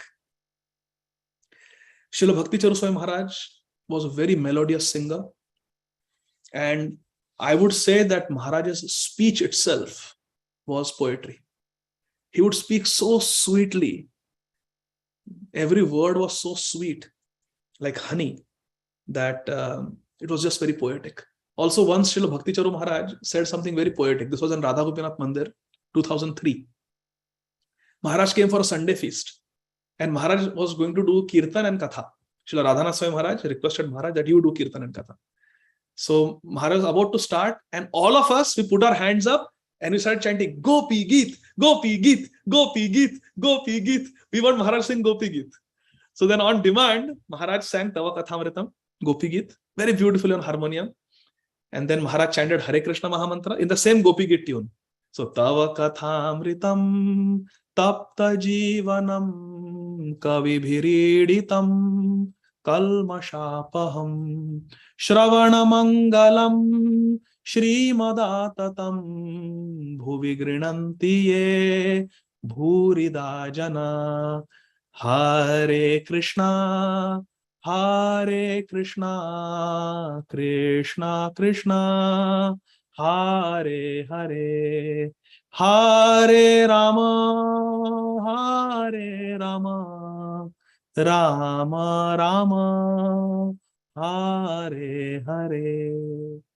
Same tune he sang, Hare Krishna Mahamantra. Then Maharaj paused. Look at the poetic ability of Srila Bhakti Charu Swami Maharaj. He paused. He said, now let me teach you how to chant Hare Krishna Mahamantra. Maharaj said that we hear the Hare Krishna Mahamantra. Maharaj didn't say like this, but I am adding from a pure devotee because we were hearing from Maharaj. So we hear the Hare Krishna Mahamantra from a pure devotee, like Srila Bhakti Charu Swami Maharaj. From the ears that now Srila Bhakti Charu Maharaj is saying, from the ears the Mahamantra goes in the heart. It purifies our heart. Chetu Darpana Marjanam. And from the heart, the Hare Krishna Mahamantra rises to the tongue. And then it starts dancing on the tongue, the Hare Krishna Mahamantra. Nam Prabhu starts dancing on the tongue. And that's when we sing. Srila Bhakti Charu Maharaj, in his great poetic expertise, said, what is Sankirtan, Harinam Sankirtan? We hear the Hare Krishna Mahamantra, so it goes inside. So when the leader of the Kirtan is singing, we sing the Mahamantra, it goes through the ear into the heart. It should go. This should be our meditation, that through the ears, Mahamantra is going into my heart. It is purifying my heart. It is giving me Krishna Prem. And that Krishna Prem is coming on my tongue and dancing on my tongue. And that's when we respond. We respond. Remember, Kirtan is call, response. So call is going inside from the ear to the heart. Response, it's that same Mahamantra is coming to the tongue and dancing on the tongue. Call, response, call, response. So Srila Bhakti Charu Maharaj said this in such a poetic way. And then to substantiate this meditation, he quoted a bhajan of Srila Bhaktivinoda Thakur, where Srila Bhaktivinoda Thakur says exactly this thing. So very poetic. Another very important contribution of Srila Bhakti Charu Swami Maharaj to this society is that Srila Prabhupada has written a book which is very less, it is not so well known, but it's a very beautiful book. Srila Prabhupada has written a book called Gadadhara Gan. The beautiful Bengali verses in the same meter as Chaitanya Charitamrita and Chaitanya Bhagavat, where Srila Prabhupada has spoken every verse of Bhagavad Gita, all 700 verses of Bhagavad Gita, into simple Bengali poetry, Gitar Gan. And Srila Bhakti Charu Maharaj popularized this in the schools of West Bengal. So that was the poetic contribution of Srila Bhakti Charu Maharaj, his service to Srila Prabhupada. The next quality, 25th quality, is Daksha. Pure devotee of Krishna is Daksha, very expert. What can we say about Srila Bhakti Charu Maharaj's expertise? He was Sarva Guna Sampanna. He could do everything. Playing all musical instruments, singing, expert in cooking, trained by Srila Prabhupada, Prabhupada's cook, very expert in fundraising. In fact, just before his disappearance from this world, Srila Bhakti Charu Maharaj successfully raised a lot of funds for the Mayapur project. Because of the COVID pandemic lockdown, Mayapur was suffering tremendously. No visitors, such a big temple, such a big project. Where is the money going to come from? So there is a YouTube video of Srila Bhakti Charu Maharaj. And Srila Bhakti Charu Maharaj was also the chairman of the executive committee of the GBC. Think about this. In ISKCON, there are thousands, hundreds and thousands of devotees. The leaders, the guides of all these devotees are the GBC. The GBC, the heart of the GBC is the executive committee, EC. And the executive committee's chief is the chairman of the executive committee. Srila Bhakti Charu Maharaj has served as the chairman of the executive committee of the GBC. Such a great manager, such a great leader. Expertise. Expert in Vaishnava etiquette. Expert in melodious singing of Kirtan and Bhajan. Expert in speaking Harikatha. Expert manager. Expert author. The book is so beautiful. Ocean of Mercy. Author. He's a translator. He translates Srila Prabhupada's books from English into Bengali. Expert at Varnashram. His Holiness Srila Bhakti Raghav Swami Maharaj. He is the authority on Varnashram. And Srila Bhakti Charu Swami Maharaj also. He established this project in D-Land based on Daivi Varnashram, farm community. He built so many temples, like a temple in Ujjain. So he built temples, he built farm communities, he directed a TV serial or a movie, Abhay Charan. He was the director of that. Expert at conflict resolution, expert at improving the relationships between devotees. So what remains? Expert dancer, expert guru, expert mentor, Sarva Gun Sampanna. Srila Bhakti Charu Swami Maharaj has all transcendental good qualities. Daksha, expert in everything. See the list. Expert in sadhana, expert in cooking, expert in fundraising, expert on Srila Prabhupada's books because he's translated every book of Srila Prabhupada, so he has read every word that Srila Prabhupada ever wrote and translated it. Simply expert. Author, translator, manager, movie director, conflict resolution, farm temple, Varnashram, temples. So artistic, so cultured. He was the cultural minister, Vaishnava etiquette minister for the ISKCON. Everything that Srila Bhakti Charu Maharaj touched became gold. You want a nice altar? Where do you order it from? Ujjain. You want the most beautiful TTs? Where do you order them? From Ujjain. Expert in everything. And although Maharaj's qualities are unlimited, in this list of 26 qualities, the final quality is Mauni, silent. Shri Srimad Radha Govindadas Goswami Maharaj in his Harikatha explains, who is a Muni? Mauni is a one who does not speak any Gramya Katha, any mundane gossip. And Srila Bhakti Charu Swami Maharaj was always engaged in speaking Krishna Katha and doing Krishna Kirtan, always glorifying Srila Prabhupada, glorifying his god brothers and god sisters, encouraging devotees, glorifying Guru Gauranga Krishna. Srila Radha Govindas Goswami Maharaj says, one who does not speak mundane topics is a Muni. And one who only speaks about Krishna is a Mahamuni. Srila Bhakti Charu Swami Maharaj was not only a Muni, but he was a Mahamuni. Always speaking Krishna Katha. Always speaking Krishna Katha. There is so much more to say, but I will stop here. It is 1 o'clock and I still have to go to the hospital. I'm working today. So we'll stop here. His Holiness Srila Bhakti Charu Swami Maharaj ki Jai. Jai. Jagat Guru Om Vishnupad Paramhamsa Parivrajak Acharya Ashtottarhita Shri Srimad Abhay Charana Arvinda Bhaktivedanta Swami Maharaj Srila Prabhupada ki Jai. Ananta Koti Vaishnavrinda ki Jai. Jai Jai. Gaur Premanandi. Hari Hari. Hari Hari. Thank you very much. Hare Krishna. Hare Krishna. His Grace Adi Gadadhara Prabhu ki Jai. Wow, Prabhuji, do not have any words or any capacity to express our gratitude enough. I just wish to touch your lotus feet and get an embrace. Such a beautiful, beautiful over 3 hours, and everyone on this Zoom call is just like sticking, listening, so much nectar flowing, not just from your mouth, from your heart. We are so indebted to you for sharing so many intimate, beautiful, beautiful pastimes. It really brought us a little more closer at the lotus feet of Srila Bhakti Charu Swami Maharaj, and we are very, very grateful to you. So thank you so very much. Thank you, dear Divana Prabhu, for giving me this opportunity. Hare Krishna. Jai.